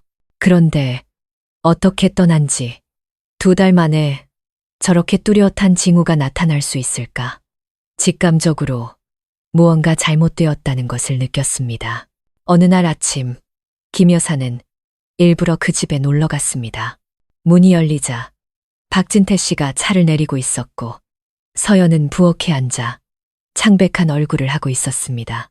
김 여사는 환하게 웃으며 말했죠. 오늘 시간이 나서 두 사람 어떻게 지내나 보러 왔지. 우리 서연이는 요즘 어때? 서연은 당황하며 손수건 끝을 만지작거렸습니다. 네, 저 괜찮아요. 아주머니. 그냥 좀 피곤해서 밖에 잘 안 나갔어요. 박진태 씨가 무심한 척 끼어들었습니다. 제 며느리가 좋은 소식이 있습니다. 민준이가 곧 아빠가 될 겁니다. 그 말에 김 여사는 순간 멈칫했습니다. 그녀는 고개를 끄덕이며 웃었지만 마음속에서는 파도가 일었죠. 민준 씨가 출장 간 지 2달 됐는데 어떻게 이렇게 빠르지? 그녀는 속으로 생각했습니다. 그녀의 시선이 서연의 얼굴을 스쳤고 고개를 숙인 채 얼굴을 붉히는 모습, 어색한 미소가 그녀의 의심을 더욱 키웠습니다. 김 여사는 의자에 앉아 차를 한 모금 마시며 부부를 축하하는 척 부드럽게 말했습니다. 하지만 민준 씨가 멀리 있으니 힘들겠네. 우리 서연이가 혼자 고생이 많겠어. 서연은 입술을 굳게 다문 채 고개를 끄덕일 뿐이었습니다. 박진태 씨는 화제를 돌려 시장 물가를 묻거나 옛날 이야기를 하며 어색한 공백을 메우려 했었죠. 하지만 김 여사는 두 사람의 불안한 눈빛을 예리하게 포착했습니다. 집으로 돌아온 김 여사는 창가에 앉아 마음을 진정시키지 못했습니다. 그녀는 우연히 박진태 씨와 서연이 함께 장을 보는 모습, 그가 며느리를 평소 이상으로 챙기는 모습을 떠올렸죠. 머릿속에 혼란스러운 조각들이 서서히 끔찍한 그림으로 맞춰지고 있었습니다. 믿고 싶지 않았지만 직감을 떨쳐버릴 수도 없었죠. 며칠 후 그녀는 더 은밀하게 지켜보기로 했습니다. 서연이 시장에 나올 때마다 그녀는 조용히 주시했습니다. 박진태 씨가 이웃과 이야기할 때마다 그녀는 한마디를 귀담아 들었습니다. 김 여사는 나쁜 일이 일어나길 바라지 않았지만 누군가를 억울하게 의심하고 싶지도 않았습니다. 산전수전 다 겪은 여자의 본능이 그녀를 경계하게 만들었고 특히 서연의 뱃속 아이가 날마다 커가는 것을 보며 더욱 그랬죠. 서연 역시 김 여사의 살피는 듯한 시선을 느꼈습니다. 그녀를 만날 때마다 당황해서 심장이 빠르게 뛰었죠. 그녀는 김 여사가 진실을 알게 될까봐, 모든 것이 드러날까봐 두려웠습니다. 하지만 두려워할수록 무심코 작은 허점들을 드러냈습니다. 피하는 눈빛, 떨리는 손, 얼버무리는 대답들. 박진태 씨는 김 여사가 나타날 때마다 더욱 신경질적으로 변했습니다. 그는 그녀가 헛소문을 퍼뜨릴까봐, 사람들의 의심을 부추길까봐 두려워했죠. 어느 날 그는 서연에게 퉁명스럽게 말했습니다. 김 여사가 이것저것 물어보게 놔두지 마라. 우리 집 일은 우리가 알아서 하면 돼. 서연은 말없이 고개를 숙인 채 대답하지 못했습니다. 김 여사는 조용히 관찰을 계속했습니다. 그녀의 마음속에서는 질문이 깊어졌습니다. 저 아이는 정말 누구의 아이일까? 왜 박서방님과 서연이의 눈빛에는 무언가 숨기는 듯한 기색이 역력할까? 그녀는 진실이 아무리 꼼꼼히 숨겨져도 언젠가는 드러나리라는 것을 알았습니다. 그리고 모든 것을 목격한 이웃인 그녀는 이제 엄청난 비밀의 문턱에 서 있었습니다. 거리에서는 오토바이 소리와 행상의 외침이 뒤섞였습니다. 하지만 그 3층 집안에서는 말 한마디, 시선 하나가 팽팽하게 당겨진 줄 같았고 작은 충격 하나에도 끊어질 준비가 되어 있었습니다. 서연은 포위망이 점점 좁혀오는 것을 느꼈고 박진태 씨는 마치 줄타기를 하는 사람처럼 발각될지 모른다는 두려움 속에서 균형을 잡으려 애썼습니다. 그리고 평범한 여성이었던 김 여사는 자신도 모르는 사이에 한 이야기의 증인이 되어가고 있었습니다. 10월 초 수원의 날씨는 한결 부드러워졌고 길가의 가로수들은 노란 잎을 떨구기 시작했습니다. 그날 아침 서연이 마당에서 채소를 씻고 있는데 갑자기 익숙한 목소리가 들려왔습니다. 서연아, 나왔어. 그녀는 깜짝 놀라 돌아보았습니다. 문 앞에는 민준이 서 있었죠. 발밑에는 큰 캐리어가 놓여 있었고 셔츠에는 먼지가 묻어 있었습니다. 햇볕에 그을린 얼굴이었지만 눈빛은 행복으로 빛나고 있었죠. 그녀는 몸을 떨며 채소 바구니를 놓쳤습니다.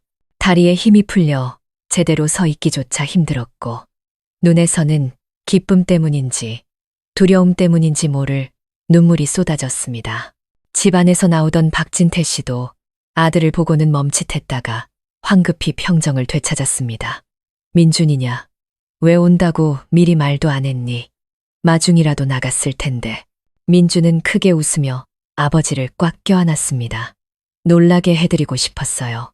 이번에 공사가 일찍 끝나서 한 달 휴가 내고 아예 왔어요. 아버지, 그리고 우리 아내는 잘 있었어요? 그는 서연을 향해 돌아섰습니다. 그의 뜨거운 포옹에 그녀는 당황했습니다. 남편의 손에 들린 캐리어를 꽉 쥐자 익숙한 땀 냄새가 마음을 아프게 찔렀습니다. 이 사람이 내 남편이야. 이 아이의 합법적인 아빠라고. 그녀는 스스로에게 되뇌었지만 헐렁한 옷 아래로 솟아오른 배는 심장 옆에 놓인 칼날 같았습니다. 그날 저녁 온 가족이 모인 식사 자리의 분위기는 한결 활기차 보였습니다. 민주는 아내에게 고기를 집어주며 이것저것 물었죠. 자기, 요즘 어땠어? 왜 이렇게 말랐어? 그런데 혹시 좋은 소식 있는 거 아니야? 서연은 당황해서 손을 떨었습니다. 박진태 씨가 서둘러 끼어들었죠. 그의 목소리는 태연했습니다. 그래, 서연이가 좋은 소식이 생긴 지 한 달 좀 넘었다. 너 놀라게 해주려고 내가 숨기고 있었지. 민주는 환하게 웃었습니다. 그의 얼굴은 행복으로 빛났죠. 정말이야. 자기. 와, 다행이다. 내가 멀리 출장 가 있었는데도 임신했을 때 맞춰서 돌아왔네. 아버지, 이제 곧 손주 안아보시겠어요. 그는 아내를 꽉 껴안았고 미소가 가득했습니다. 서연은 입술을 깨물고 터져 나오려는 눈물을 애써 참았습니다. 그녀는 어색하게 웃으며 고개를 끄덕였죠. 마음속에서는 거짓말 한마디, 한마디가 바늘처럼 찔려 아프고 수치스러웠습니다. 그 후 며칠 동안 민준의 기쁨은 상황을 더욱 숨막히게 만들었습니다. 그는 신이 나서 아내를 데리고 병원의 산부인과 검진을 받으러 갔고 초음파실 앞에서 기다리며 그녀의 손을 꼭 잡고 속삭였습니다. 나 너무 행복해.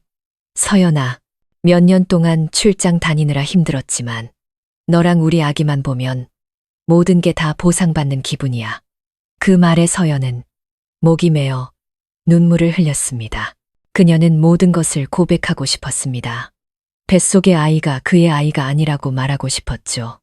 하지만 목구멍이 꽉 막혔습니다. 모든 것을 잃을까봐, 남편의 실망한 눈빛을 마주할까봐 두려웠습니다.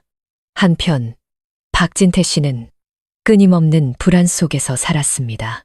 아들이 미래에 대해 신나게 이야기하는 모습을 볼 때마다 그의 심장은 찢어질 듯 아팠죠. 그는 자신이 아들의 행복을 빼앗고 있다는 것을 알았지만 무력했습니다. 그는 까닭 없이 신경질을 내기 시작했고 때로는 몇 시간이고 방에 틀어박혀 있었습니다. 어느 날 그는 혼잣말을 중얼거렸죠. 이 죄를 언제까지 숨길 수 있을까? 예리한 눈을 가진 김 여사는 점점 더 많은 이상한 점들을 발견했습니다. 그녀는 서연이 남편의 시선을 피하는 방식, 박진태 씨가 며느리를 대신해 서둘러 말하는 모습을 보았죠. 그녀의 마음속에서 의심은 점점 확신으로 변해갔습니다. 민주는 완전히 행복에 잠겨 있었습니다. 그는 이상한 낌새를 전혀 눈치채지 못했고 그저 아내가 입덧 때문에 예민해졌다고만 생각했죠. 그는 자주 아내의 배에 대고 속삭였습니다. 아가야, 아빠가 돌아왔다. 아빠가 엄마랑 너 잘 보살펴줄게. 그 말을 들을 때마다 서연은 고개를 돌리고 울 수밖에 없었습니다. 죄책감은 매일, 매시간 커져만 갔습니다. 남편의 미소 하나하나가 심장을 파고드는 칼날 같았죠. 그녀는 진실이 드러날 위험이 점점 가까워지고 있다는 것을 알았습니다. 그 집안에서 한 남자는 행복했고 한 남자는 죄책감에 시달렸으며 한 여자는 고통에 잠겨 있었습니다. 세 사람, 세 개의 운명이 한 식탁에 둘러앉아 있었지만 각자는 숨겨진 비밀을 품고 있었죠. 그리고 이제 시선 하나, 말실수 하나만으로도 모든 것이 차가운 타일 바닥에 떨어진 유리병처럼 산산조각 날 것이었습니다. 그해 겨울, 찬바람이 몰아치고 수원의 하늘은 살을 애는 듯 추웠습니다. 3층 집 안, 공기는 너무 팽팽하게 당겨진 현처럼 긴장감이 감돌았죠. 서연은 임신 9개월에 접어들었고 무거워진 배 때문에 걸음걸이는 느려지고 숨은 가빠졌습니다. 민주는 아내를 정성껏 돌봤고 그의 눈에는 늘 행복이 가득했습니다. 그는 아이가 태어날 날을 손꼽아 기다렸죠. 월말의 어느 밤, 바람이 거세지던 날, 서연은 극심한 진통을 느꼈습니다. 그녀는 배를 감싸 안고 식은땀을 흘렸죠. 민주는 당황해서 택시를 불러 아내를 수원의 산부인과로 데려갔습니다. 박진태 씨는 그들 뒤를 따라갔습니다. 그의 얼굴에는 걱정이 역력했지만 눈동자 깊은 곳에는 형언할 수 없는 무언가, 기대와 두려움이 섞여 있었습니다. 분만실안 서연의 비명 소리가 간간히 터져 나왔고 의사와 간호사들의 지시와 뒤섞였습니다. 복도박 민주는 아버지의 손을 꼭 잡고 있었고 심장은 세차게 뛰었죠. 박진태 씨도 꼼짝 않고 서 있었습니다. 두 손을 꽉 맞잡았고 추운 날씨에도 이마에는 땀이 송골송골 맺혔습니다. 매 순간이 영원처럼 길게 느껴졌죠. 이윽고 맑고도 날카로운 응의 소리가 무거운 공기를 갈랐습니다. 분만실 문이 열리고 의사가 붉은 핏덩이 같은 아기를 안고 나와 기쁜 목소리로 말했습니다. 축하합니다. 산모와 아이 모두 건강합니다. 민주는 울음을 터뜨리며 달려가 아기를 받아들었습니다. 그는 아기를 품에 안고 눈물을 흘렸죠. 아빠 아들, 드디어 아빠 엄마한테 와줬구나. 서연은 분만실 안에서 기진맥진한 채 누워 있었습니다. 그녀의 충혈된 눈에서는 눈물이 흘렀고 그녀는 고개를 돌렸습니다. 박진태 씨는 아기를 보는 순간 온몸이 떨렸습니다. 오똑한 콧날, 넓은 이마, 반짝이는 눈빛. 모든 것이 자신의 젊은 시절 모습과 판박이었습니다. 그는 충격에 휩싸여 심장이 멎는 듯했죠. 며칠 후 아기는 집으로 돌아왔습니다. 이웃들이 축하하러 몰려왔죠. 모두가 감탄했습니다. 어머, 아기가 너무 잘생겼네. 할아버지를 아주 쏙 빼닮았잖아. 그 말들은 서연의 마음에 비수처럼 밝혔습니다. 그녀는 어색하게 웃었지만 손은 심하게 떨렸죠. 할아버지를 닮았다는 칭찬을 들을 때마다 그녀는 숨이 막혀 도망치고 싶었습니다. 민주는 그저 활짝 웃으며 그것이 당연하다고 생각했죠. 그는 아들이 아버지를 닮았다는 칭찬에 자랑스러워했습니다. 오직 박진태 씨만이 그 칭찬 뒤에 숨은 진짜 의미를 알고 있었습니다. 누군가가 무심코 할아버지를 너무 닮았네라고 말할 때마다 그의 심장은 멎는 듯했고 식은땀이 흘렀습니다. 그는 애써 웃으며 다른 화제로 말을 돌렸지만 불안한 눈빛은 모든 것을 드러내고 있었죠. 예리한 이웃 김 여사는 마음속 의심을 더욱 굳혔습니다. 그녀는 아기를 오랫동안 쳐다본 뒤 박진태 씨와 서연을 힐끗 보았습니다. 슬픔과 실망이 뒤섞인 감정이 솟아올랐죠. 감히 입 밖으로 내지는 않았지만 무언가 잘못되었다는 것을 확신했습니다. 밤이 되어 모두가 잠들었을 때 서연은 아기를 끌어안고 누워 베개를 눈물로 적셨습니다. 아기는 작은 손을 꼭 쥔 채 평온하게 잠들어 있었죠.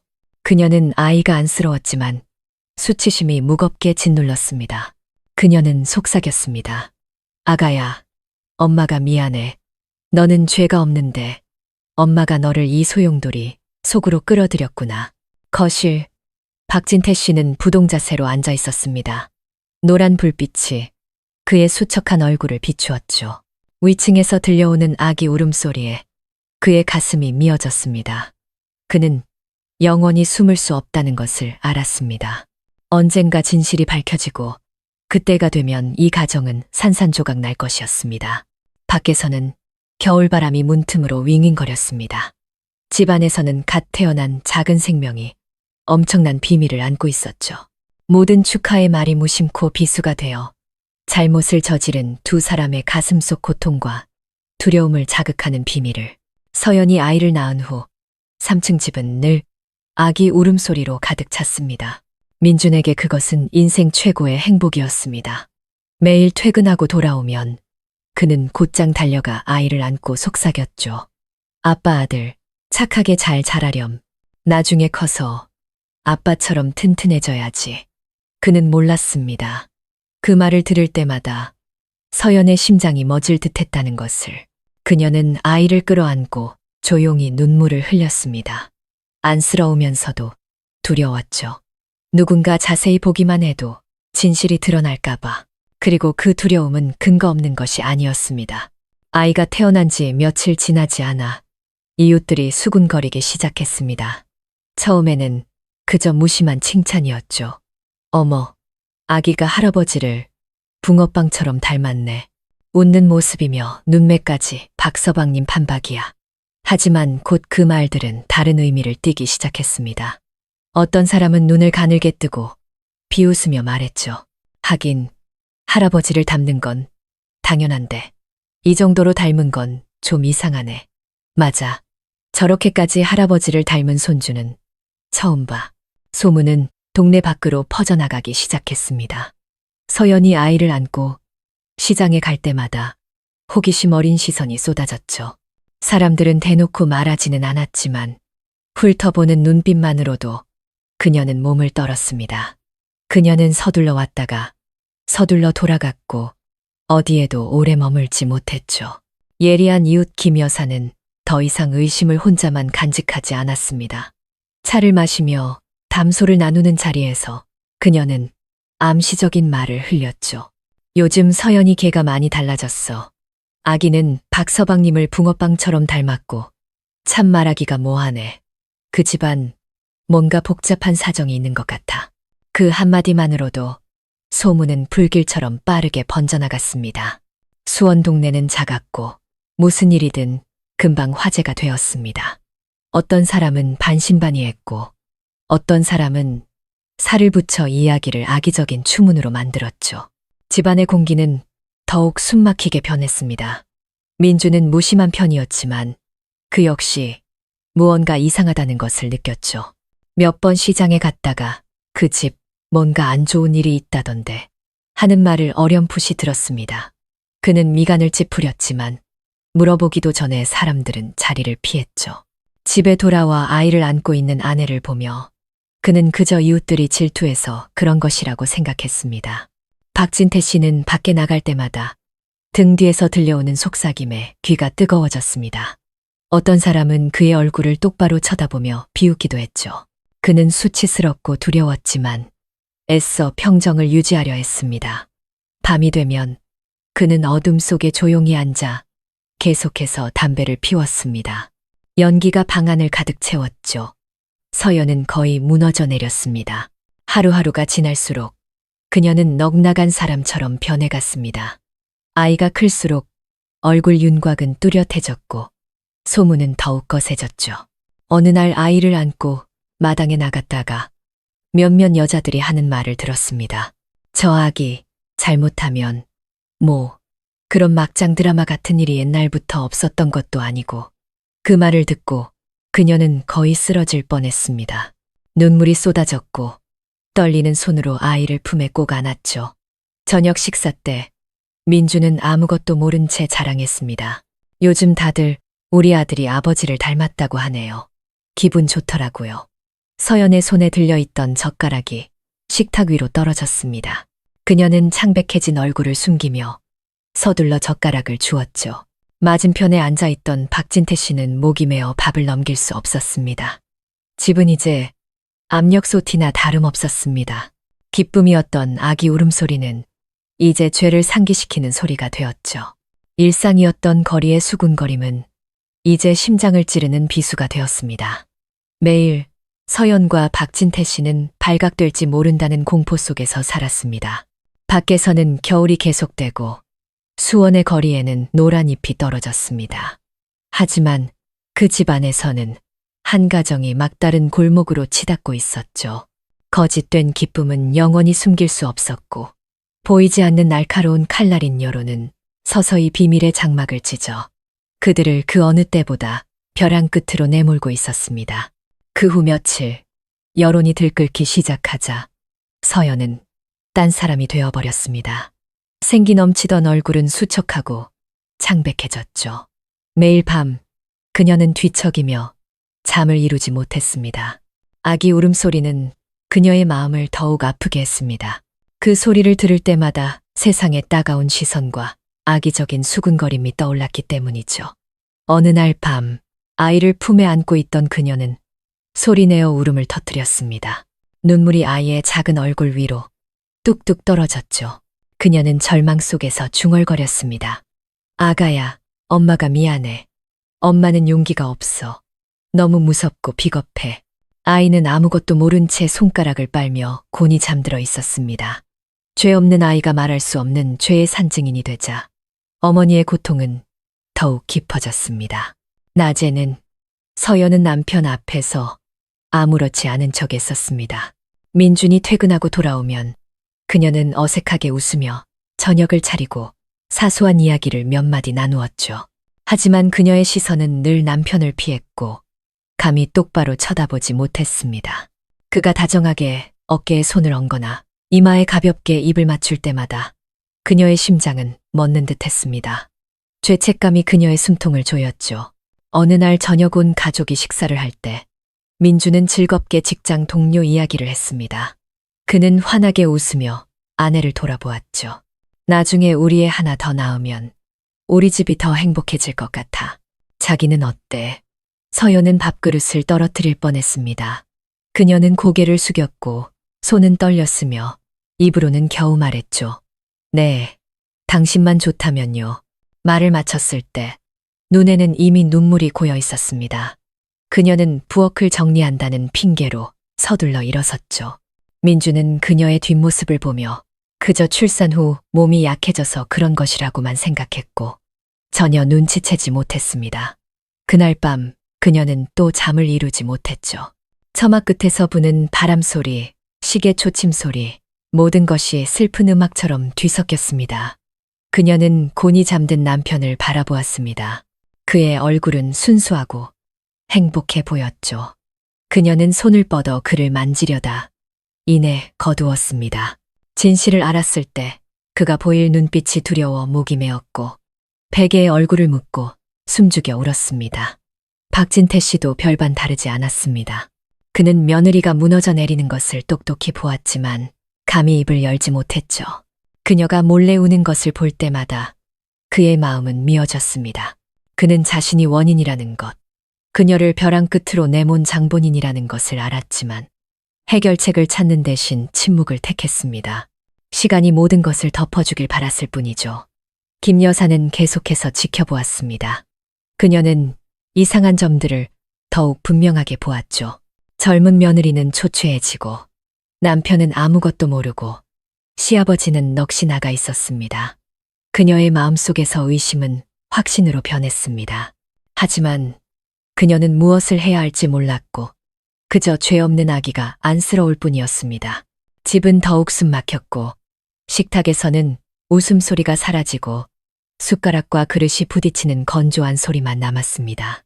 밤이 되면 서연의 울음소리가 처마 끝에 바람소리와 뒤섞여 분위기를 더욱 무겁게 만들었죠. 그녀는 더 이상 예전의 밝은 아내가 아니라 어두운 그림자일 뿐이었습니다. 매일 두려움 속에서 진실이 드러날 순간을 기다리며 살았죠. 마음 깊은 곳에서 서연은 더 이상 버틸 수 없다는 것을 알았습니다. 그녀는 자신이 다 타버린 촛불처럼 침묵 속에서 서서히 꺼져가고 있다고 느꼈죠. 거울을 볼 때마다 그녀는 자신의 텅 빈 눈을 보았고 마음속에서는 비명이 울려 퍼졌습니다. 이제 때가 됐어. 누군가 이 일을 끝내야만 해.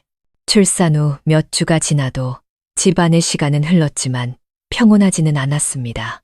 민주는 점차 예전에는 미처 보지 못했던 이상한 점들을 깨닫기 시작했죠. 매일 아침 출근할 때 그는 아이를 안고 있는 아내의 수척한 얼굴과 피하는 듯한 눈빛을 보았습니다. 그가 무언가를 물을 때마다 그녀는 짧은 대답만 할 뿐이었죠. 그가 아이를 안고 장난을 치면 그녀는 무언가 두려워하는 듯 움츠러들었습니다. 처음 민주는 아내가 산후 우울증을 앓고 있다고 생각했지만 지켜볼수록 이상한 점들이 많았습니다. 아이가 클수록 얼굴 윤곽이 뚜렷해졌죠. 남들이 할아버지를 닮았다고 칭찬할 때 그도 기뻤지만 어느 날 우연히 아버지의 젊은 시절 사진을 보고는 깜짝 놀랐습니다. 아이는 표정 하나, 눈빛 하나까지 아버지를 너무나도 닮아 있었습니다. 다른 조카들에게서는 본 적 없는 지나칠 정도의 닮음이었죠. 어느 날 오후 장을 보고 돌아오던 그는 몇몇 상인, 아주머니들이 수군거리는 소리를 얼핏 들었습니다. 그 집 아기가 할아버지를 너무 닮았대. 사람들이 그러는데 뭐 그런 막장 같은 일은 입에 담기도 그렇지. 그는 그 자리에 멈춰 섰습니다. 심장이 세차게 뛰었죠. 그 소문은 마치 날벼락 같았습니다. 그가 돌아보자 아주머니들은 서둘러 자리를 피하며 비웃었죠. 집에 돌아온 민주는 말없이 모든 것을 관찰했습니다. 그는 거실에 앉아 넉나간 표정으로 허공을 응시하는 아버지를 보았죠. 그가 돌아온 것을 본 박진태 씨는 어색하게 웃으며 일어섰습니다. 시장 다녀왔느냐? 내 아내는 어떠냐? 그는 고개를 끄덕였지만 마음속에서는 폭풍이 몰아치고 있었죠. 이제 아버지와 아내의 작은 행동 하나하나가 모두 의심스러웠습니다. 그는 아내가 출장 간 자신을 그리워하며 외로워했던 날들, 아버지가 며느리를 지나치게 챙기던 모습을 떠올렸습니다. 흩어져 있던 조각들이 서서히 희미한 그림으로 맞춰지며 그의 심장을 조여왔죠. 그날 밤, 민주는 아내 옆에 누워 어둠 속에서 그녀를 바라보았습니다. 서연은 등을 돌린 채 어깨를 작게 떨며 몰래 울고 있는 듯 했습니다. 그가 가볍게 손을 뻗었죠. 자기, 왜 그래? 나한테 숨기는 거 있어. 그녀는 깜짝 놀라 서둘러 눈물을 닦았습니다. 아니, 그냥 피곤해서 그래. 그가 그녀를 끌어당겼지만 그녀는 몸을 굳힌 채 피했습니다.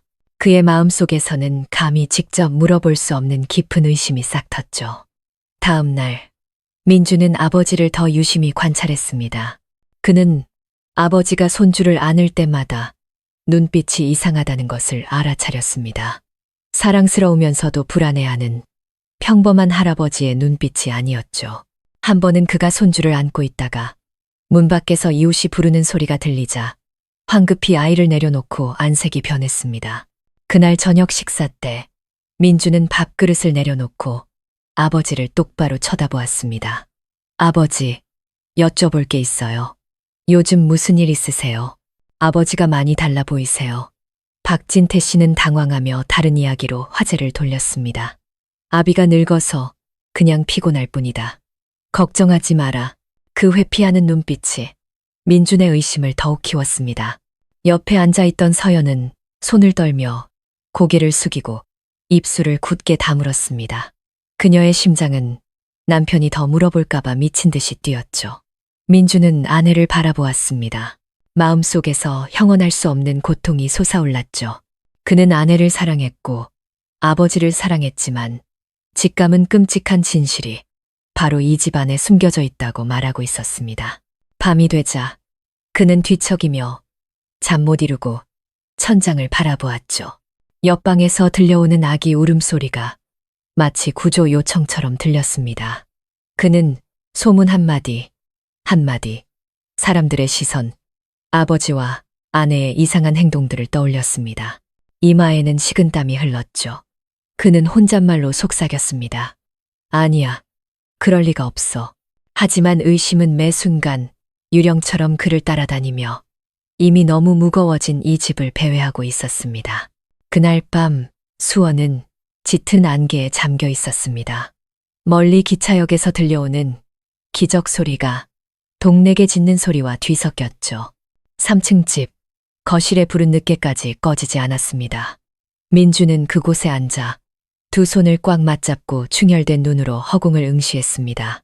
지난 며칠 동안 그는 잠을 이루지 못했죠. 머릿속은 의심의 조각들로 혼란스러웠습니다. 서연이 위층에서 아이를 안고 내려왔습니다. 그녀는 남편이 혼자 앉아있는 것을 보고 멈칫했죠. 그녀를 보는 그의 시선은 더 이상 사랑하는 남편의 다정한 눈빛이 아니었습니다. 마치 그녀의 행동 하나하나를 꿰뚫어 보는 듯한 날카로운 시선이었죠.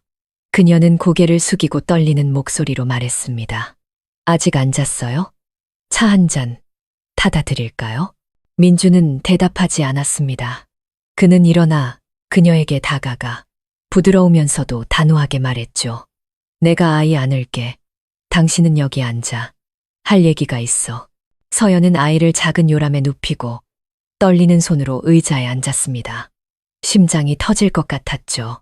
민주는 맞은편에 앉아 한층 낮아진 목소리로 말했습니다. 나한테 숨기는 거 있지? 서연아, 요즘 당신 너무 이상해. 아니, 아무것도 없어요. 거짓말하지 마. 내가 시장에서 사람들이 하는 소문 다 들었어. 왜 다들 저 아이가 우리 아버지를 붕어빵처럼 닮았다고 하는 거지? 그 질문은 날벼락 같았습니다. 서연은 그 자리에 얼어붙었고 심장이 세차게 뛰었으며 눈에는 눈물이 고였습니다. 그녀는 애써 변명했죠. 사람들이 그냥 하는 말이에요. 내 눈 똑바로 보고 말해. 민주는 목소리를 높였고 두 손을 주먹으로 꽉 쥐었습니다. 이 아이, 내 아이 맞아? 침묵, 시계 초침 소리와 처마 끝에서 윙윙거리는 바람 소리만 들려왔습니다. 서연은 고개를 숙이고 어깨를 떨며 뜨거운 눈물을 손등 위로 떨어뜨렸습니다. 그녀는 고개를 저으며 말했죠. 여보, 미안해요.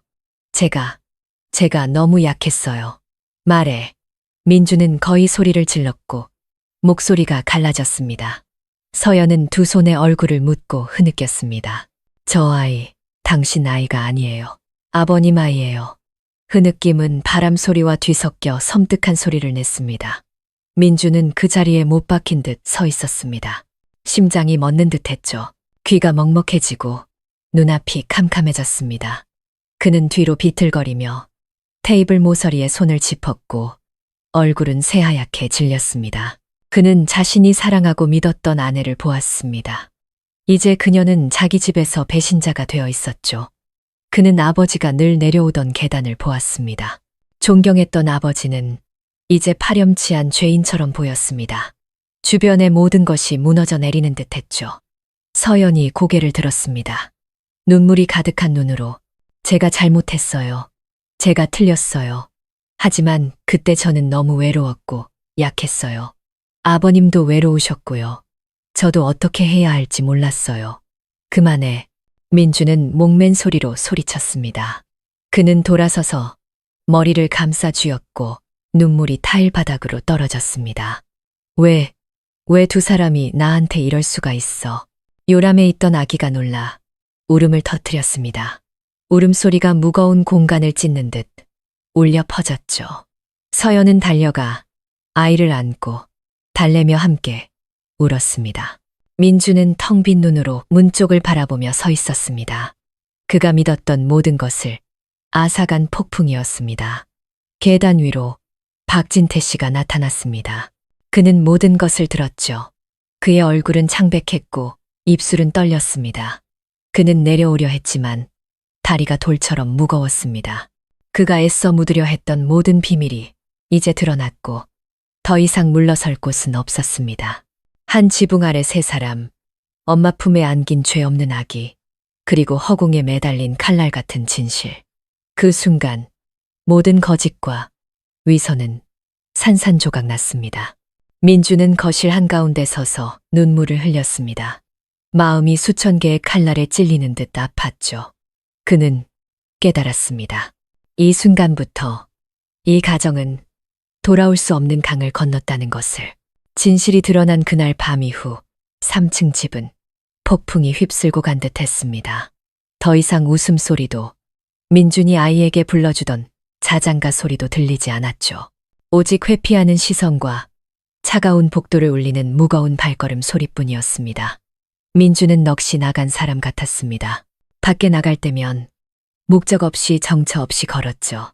집에 돌아오면 아내도 아버지도 쳐다보지 않았습니다. 그의 눈은 얼음장처럼 차가웠고 얼굴은 수척했습니다. 머릿속에서는 서연과 아버지가 함께 있는 모습이 악몽처럼 반복되었죠. 그는 받아들일 수 없었습니다. 서연은 심판을 기다리는 죄수처럼 살았습니다. 그녀는 아이를 돌보고 밥을 짓고 아무 일 없는 척하려 했었지만 남편을 볼 때마다 그의 시선이 비수처럼 심장을 찔렀습니다. 그녀는 변명할 수 없다는 것을 알았고 아이가 웃을 때마다 울었습니다. 아이는 죄가 없었지만 가정을 파탄낸 원인이었으니까요. 박진태 씨는 며칠 사이에 폭삭 늙어버렸습니다. 머리카락은 더 희끗해졌고 피부는 주름졌으며 등은 굽었죠. 그는 더 이상 아들도 며느리도 똑바로 쳐다보지 못했습니다. 그는 방에 틀어박혀 꼭 필요한 경우가 아니면 나오지 않았죠. 매일 밤 그는 창가에 홀로 앉아 불 켜진 수원의 거리를 내려다보며 죄책감에 시달렸습니다. 어느 날 오후 민준이 갑자기 입을 열었습니다. 그는 서류를 테이블 위에 올려놓으며 쉰 목소리로 말했죠. 더 이상 못 참겠어. 우리 이제 끝내야 해. 서연은 몸을 떨며 눈물을 쏟았습니다. 당신 뭘 하려는 거예요? 이혼. 난 배신자와 함께 살 수 없어. 그는 목이 맨 듯 말했고 손은 떨렸습니다. 요람에서 놀던 아기가 갑자기 울음을 터뜨렸습니다.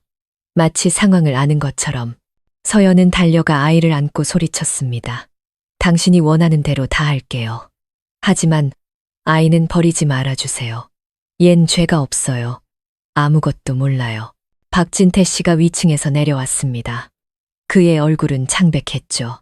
그는 아들과 며느리를 보고는 고개를 숙이고 나지막이 말했습니다. 모두 내 잘못이다. 내가 떠나마 너희 둘은 아무 일 없었던 것처럼 살아라. 더 이상 서로를 힘들게 하지 말고. 그의 목소리는 떨렸고 마른 뺨으로 눈물이 흘러내렸습니다. 민주는 아버지를 향해 돌아섰습니다. 그의 눈은 충혈되어 있었죠. 아직 그런 말을 할 면목이 있으세요? 아버지가 제 가정을 망쳐놨어요. 이제 와서 떠나든 머물든 무슨 의미가 있겠어요. 박진태 씨는 그 자리에 얼어붙었고 어깨가 축 처졌습니다. 그는 아들의 말이 맞다는 것을 알았죠. 그는 죄의 씨앗을 뿌렸고 이제 떠나는 것 외에는 방법이 없었습니다. 서연은 아이를 안고 방 한가운데 무릎을 꿇었습니다. 눈물이 하염없이 흘렀죠. 미안해요. 다 제 잘못이에요. 제발 이혼만은 하지 말아주세요. 제가 어떤 벌이든 다 받을게요. 민주는 아내를 보았습니다. 심장이 찢어질 듯 아팠죠. 그는 그녀를 사랑했고 아이를 사랑했지만 짓밟힌 자존심이 그를 용서할 수 없게 만들었습니다. 그는 돌아서서 주먹을 꽉 쥐었고 눈에는 눈물이 고였습니다. 박진태 씨는 문 쪽으로 걸어갔습니다. 그의 등은 굽어 있었죠. 문을 열기 전 그는 두 젊은이를 돌아보며 목맨 소리로 말했습니다. 미안하다. 내가 아주 멀리 떠나마. 말을 마친 그는 문을 열고 거리로 나섰습니다. 가로등 불빛이 바람에 떨리는 그의 깡마른 그림자를 비췄고 집안은 침묵에 잠겼습니다. 아기 울음소리가 처마 끝에 바람소리와 뒤섞였습니다. 서연은 바닥에 주저앉아 아이를 가슴에 안았습니다. 민주는 등을 돌린 채 서 있었고 그의 두 어깨가 떨렸습니다. 그 순간 그들이 가졌던 모든 것, 믿음, 행복, 가정은 차가운 타일 바닥에 떨어진 거울처럼 산산조각 났습니다. 밖에서는 거리에 여전히 사람들이 오갔지만 이 집 안에서는 한 가정이 조각나고 있었습니다. 그들의 운명이 어디로 흘러갈지 아무도 몰랐습니다. 다만 죄의 폭풍이 지나간 후 그들은 진짜 대가를 치러야 할 시간이 왔다는 것만은 분명했습니다. 박진태 씨가 집을 떠난 그날 오후 이후 3층 집은 섬뜩할 정도로 침묵에 잠겼습니다. 벽 모퉁이 하나, 복도 하나하나가 고통스러운 기억을 떠올리게 했죠. 서연은 몇 시간이고 아이를 끌어안고 멍하니 앉아 있었습니다. 입술을 굳게 다문 채 민준 역시 먹지도 자지도 않고 방향을 잃은 사람처럼 집안을 오갈 뿐이었습니다. 다음 날 아침 그는 동생 민지에게 전화를 걸기로 결심했습니다. 민지는 주민센터에서 법률 상담관으로 일하고 있었죠. 그는 모든 것을 털어놓았고 목소리는 떨렸으며 눈에서는 눈물이 흘렀습니다. 전화기 저편 민지는 한참 동안 말이 없다가 말했죠. 오빠, 진정해. 이건 단순한 가정사가 아니라 법적인 문제이기도 해. 내가 바로 갈게. 오후가 되자 민지는 남편과 아는 경찰관 한 명과 함께 집에 도착했습니다. 그들이 들어섰을 때 서연이 창백한 얼굴로 아이를 안고 있었고 민주는 곁에 앉아 두 손을 꽉 쥐고 있었습니다. 방 안의 공기는 무겁게 가라앉아 있었죠. 민지는 올케를 똑바로 쳐다보며 엄격하면서도 부드러운 목소리로 말했습니다. 언니, 이 일이 얼마나 고통스러운지 알아요. 하지만 분명히 말씀해 주셔야 해요. 오빠가 한 말이 모두 사실인가요? 서연은 아이를 꽉 껴안고 눈물을 흘렸습니다. 미안해요. 전부 사실이에요. 제가 약했고 제가 잘못했어요. 하지만 제 아이는 죄가 없어요. 제발 이 아이에게는 아무 짓도 하지 말아주세요. 경찰관은 심각한 표정으로 무언가를 기록했습니다. 그는 민준을 보며 낮은 목소리로 말했죠. 이 사건은 도덕적으로나 법적으로 중대한 위반 사항입니다.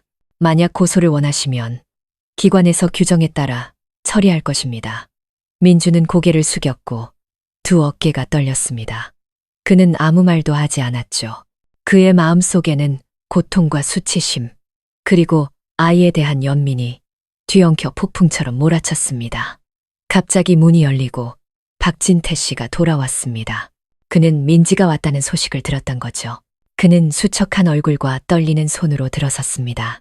그는 모두를 둘러보며 쉰 목소리로 말했죠. 모두 내 잘못입니다. 제가 어떤 벌이든 받겠습니다. 하지만 제발 저 아이와 며느리에게는 아무것도 하지 말아 주십시오. 그 아이는 죄가 없습니다. 그는 방 한가운데 무릎을 꿇었고 그의 떨리는 두 손이 바닥을 짚었습니다. 모두가 그 자리에서 얼어붙었죠. 민지는 고개를 돌리고 눈물을 흘렸습니다. 경찰관은 그 광경을 보고 한숨을 쉬며 천천히 말했습니다. 어르신의 행위는 법을 위반한 것이 맞습니다. 하지만 상황과 어린아이를 고려하여 상부에 보고하여 인도적인 방향으로 처리할 수 있도록 하겠습니다. 그러나 가족 간의 명확한 결정이 필요합니다. 민준이 일어섰습니다. 그는 아버지를, 아내를, 그리고 엄마 품에서 곤히 잠든 아이를 보았죠. 그는 목이 맨 목소리로 한 글자 한 글자 힘주어 말했습니다. 제 아이가 죄와 증오 속에서 자라게 하고 싶지 않습니다. 아버지는 법의 심판을 받으셔야 합니다. 그리고 서연 씨, 당신과는 이혼 소송을 진행할 겁니다. 하지만 저 아이는 제가 계속 아들로 여기고 제가 키우겠습니다. 그 말에 서연은 소리내어 울음을 터뜨렸습니다. 그녀는 바닥에 주저앉아 아이를 끌어안고 비처럼 눈물을 쏟았죠. 박진태 씨도 울었습니다. 그의 늙은 어깨가 떨렸습니다. 그는 아들이 반박할 수 없는 말을 했다는 것을 알았습니다. 민지가 오빠의 어깨에 손을 얹고 목맨 소리로 말했습니다. 오빠, 옳은 결정이야. 고통스럽겠지만 이게 모두가 앞으로 나아갈 수 있는 유일한 방법이야. 집안의 공기는 무거웠지만 희미한 빗줄기가 보이는 듯 했습니다. 적어도 모든 것이 드러났고 더 이상 비밀은 없었으니까요. 경찰관은 서류를 정리하고 민준에게 절차를 마무리하기 위해 관할 기관에 방문하라고 일러주었습니다. 저녁이 되어 모두가 돌아가고 집안에는 세 사람만 남았습니다. 서연은 아이와 함께 조용히 앉아 있었고 민준은 창밖을 바라보고 있었으며 박진태 씨는 고개를 숙인 채 앉아 있었죠. 요람에서 가끔 들려오는 아기 소리가 마치 한숨처럼 들렸습니다. 미래는 여전히 안개 속이었지만 적어도 진실은 더 이상 숨겨지지 않았습니다. 그것은 모두가 대가를 치르고 출구를 찾기 위한 첫걸음이었습니다. 진실이 밝혀진 지 3개월 후 수원의 작은 골목에 있던 3층 집은 더 이상 예전처럼 소란스럽지 않았습니다. 철문은 반쯤 닫혀 있었고 수군거리는 소리도 들리지 않았죠. 사람들은 한때 떠들썩했던 충격적인 이야기에 점차 익숙해졌지만 그 여운은 깊은 흉터처럼 남았습니다. 박진태 씨는 관계기관의 조사를 받은 후 자술서를 제출했고 정황과 고령, 그리고 어린아이를 고려하여 구금 대신 보호관찰 처분을 받았습니다. 그는 외가 쪽 시골의 작은 집에서 혼자 살며 모든 연락을 끊었습니다. 매일 아침마당을 쓸고 목탁을 두드리며 경을 외우며 참회 속에서 평안을 찾으려 애썼죠. 한때 강인했던 남자는 이제 깡마른 그림자가 되어 조용히 죗값을 치를 날을 기다리고 있었습니다. 서연은 민준과 이혼 절차를 마쳤습니다. 그녀는 아이를 데리고 친정에서 잠시 머물다 새로운 삶을 시작했죠. 처음에는 이웃의 비난과 따가운 시선에 시달렸습니다. 하지만 그녀는 점차 일어서는 법을 배웠고 작은 식당에서 일을 도우며 한 푼 두 푼 아껴 아이를 키웠습니다. 매일 밤 곤히 잠든 아이를 보며 그녀는 아이의 머리카락을 쓸어 넘기며 속삭였습니다. 아가야, 엄마가 처음부터 다시 시작할게. 네가 당당하게 자랄 수 있도록 엄마가 모든 죄를 짊어질게. 민주는 가정의 폭풍이 지나간 후 한동안 수원을 떠났습니다. 그는 산간 지역으로 발령을 신청해 가난한 아이들을 위한 학교를 짓는 프로젝트에 참여했죠.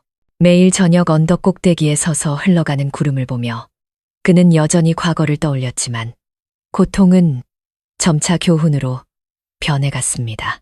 그는 여전히 아이에게 꾸준히 양육비를 보냈고 아이가 성장하는 모습을 조용히 지켜보았습니다. 그는 한 번도 그 아이를 남의 자식이라 부르지 않았고 여전히 자신이 보호해야 할 책임이 있는 아이라고 여겼죠. 이웃 김 여사는 그 후에도 종종 서연을 찾아와 도와주었습니다. 그녀는 한때 분노했고 경멸했지만 이내 연민을 느꼈죠. 그녀는 말했습니다. 사람은 누구나 실수할 수 있어. 중요한 건 앞으로 어떻게 사느냐지.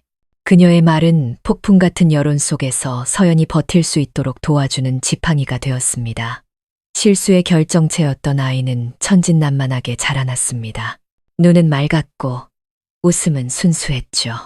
아이는 자신의 이야기를 몰랐고 그저 배고플 때 엄마를 찾고 아빠 민준이 찾아올 때마다 제잘거리며 웃을 뿐이었습니다. 드물게 다시 만났을 때 민준은 아이를 품에 안았습니다. 마음은 아프면서도 안쓰러웠지만 아이가 잘 보살핌받고 있다는 사실에 평온함을 느꼈죠. 다음 해봄, 연초의 절에서 세 사람은 우연히 마주쳤습니다. 박진태 씨, 서연, 그리고 민준. 더 이상 울음도 원망도 없었고 오직 침묵만이 흘렀습니다. 박진태 씨는 합장하고 고개를 숙였고 눈물이 흘러내렸습니다. 서연은 아이의 손을 잡고 뒤돌아보지 않은 채 걸어갔습니다. 민주는 그 뒷모습을 바라보았습니다. 마음이 한결 가벼워진 듯 마치 돌덩이를 내려놓은 것 같았죠. 절에 있던 사람들은 수군거렸지만 더 이상 아기는 없었습니다. 아마도 시간이 모든 것을 무디게 했고 누구나 실수는 끔찍할 수 있지만 용감하게 마주하고 대가를 치르는 것이야말로 해탈로 가는 길이라는 것을 이해했기 때문일 겁니다. 그때부터 각자는 자신의 길을 갔습니다. 박진태 씨는 참회 속에서 살며 불교에 귀의하여 평안을 찾았습니다. 서연은 아이를 키우며 성실한 노동 속에서 자신의 존엄성을 되찾았습니다. 민주는 계속해서 봉사하며 불행한 이들에게 마음을 열어 스스로의 상처를 치유했습니다. 그 이야기는 온전한 행복의 웃음으로 끝나지 않았습니다. 비틀거리고 실수하고 도리 앞에서 고개 숙일 줄 알았던 사람들의 침묵으로 마무리되었죠. 그 결말 속에서 선한 사람은 다시 시작할 기회를 얻었고 잘못한 사람은 잘못을 깨닫고 대가를 치렀습니다. 그리고 죄 없는 아이, 한때의 잘못의 증인은 비록 온전하지는 않지만 사랑 속에서 자랄 기회를 얻었습니다. 박진태 씨 가족의 이야기는 파탄과 고통 속에서 막을 내렸지만 많은 생각할 거리를 남깁니다. 한순간의 약한 마음이 저지른 실수가 한 가정을 완전히 파괴하고 관련된 모든 이에게 씻기 힘든 마음의 상처를 남길 수 있다는 것을요. 젊은 며느리 서연은 외로움과 영혼의 연약함 때문에 자기 자신을 잃었고 결국 남편과 명예를 잃고 평생을 죄책감 속에서 살아야 하는 무거운 대가를 치러야 했습니다. 아버지이자 가장이었던 박진태 씨는 고독을 이기지 못하고 도리를 지키지 못하여 자기 손으로 가정을 파괴했고 남은 생을 후회 속에서 살게 되었습니다. 남편이자 아들이었던 민주는 의도치 않게 희생자가 되어 배신당한 고통을 안고 살아가지만 그럼에도 이성을 잃지 않고 제때 멈출 줄 알았기에 자신의 아이가 올바르게 자랄 기회를 줄 수 있었습니다. 죄 없이 태어난 아이는 어른들의 실수라는 무거운 짐을 짊어져야 했죠. 다행히 민준의 분별력과 서연의 의지가 아이에게 다른 길을 열어주었습니다. 비록 삶은 불완전하지만 보살핌과 사랑을 받으며 자랄 수 있게 되었죠. 이 이야기는 결혼과 가정에서 배우자에 대한 신의와 유혹 앞에서의 자제력이 얼마나 중요한지를 상기시켜줍니다. 사람은 약할 수 있고 외로울 수 있지만 단 한순간의 탈선만으로도 모든 것을 무너뜨리기에 충분합니다. 부모와 자식, 부부 사이의 도리는 결코 넘어서는 안 될 선입니다. 일단 그 선을 넘으면 명예와 신뢰, 그리고 평생의 죄책감이라는 대가를 치러야 하죠. 하지만 비극 속에서도 희망의 불씨는 남아 있습니다. 사람이 진실을 마주하고 대가를 치를 용기가 있다면 처음부터 다시 시작할 수 있다는 것입니다. 상처는 결코 아물지 않을 수 있습니다. 하지만 그 상처를 통해 각자는 더 올바르게 살고 같은 실수를 반복하지 않으며 가장 신성한 것인 가정의 소중함을 배우게 됩니다. 이 이야기는 부드러우면서도 날카로운 경고처럼 끝을 맺습니다. 한순간의 약한 마음 때문에 행복이 소나기에서 빠져나가지 않도록 순수하고 올바른 것을 지켜야 한다는 것을요. 선한 사람은 평온 속에서 다시 살아갈 것이고 잘못한 사람은 그 대가를 치르게 될 것입니다. 그것이 바로 인생의 공정한 이치일 테니까요.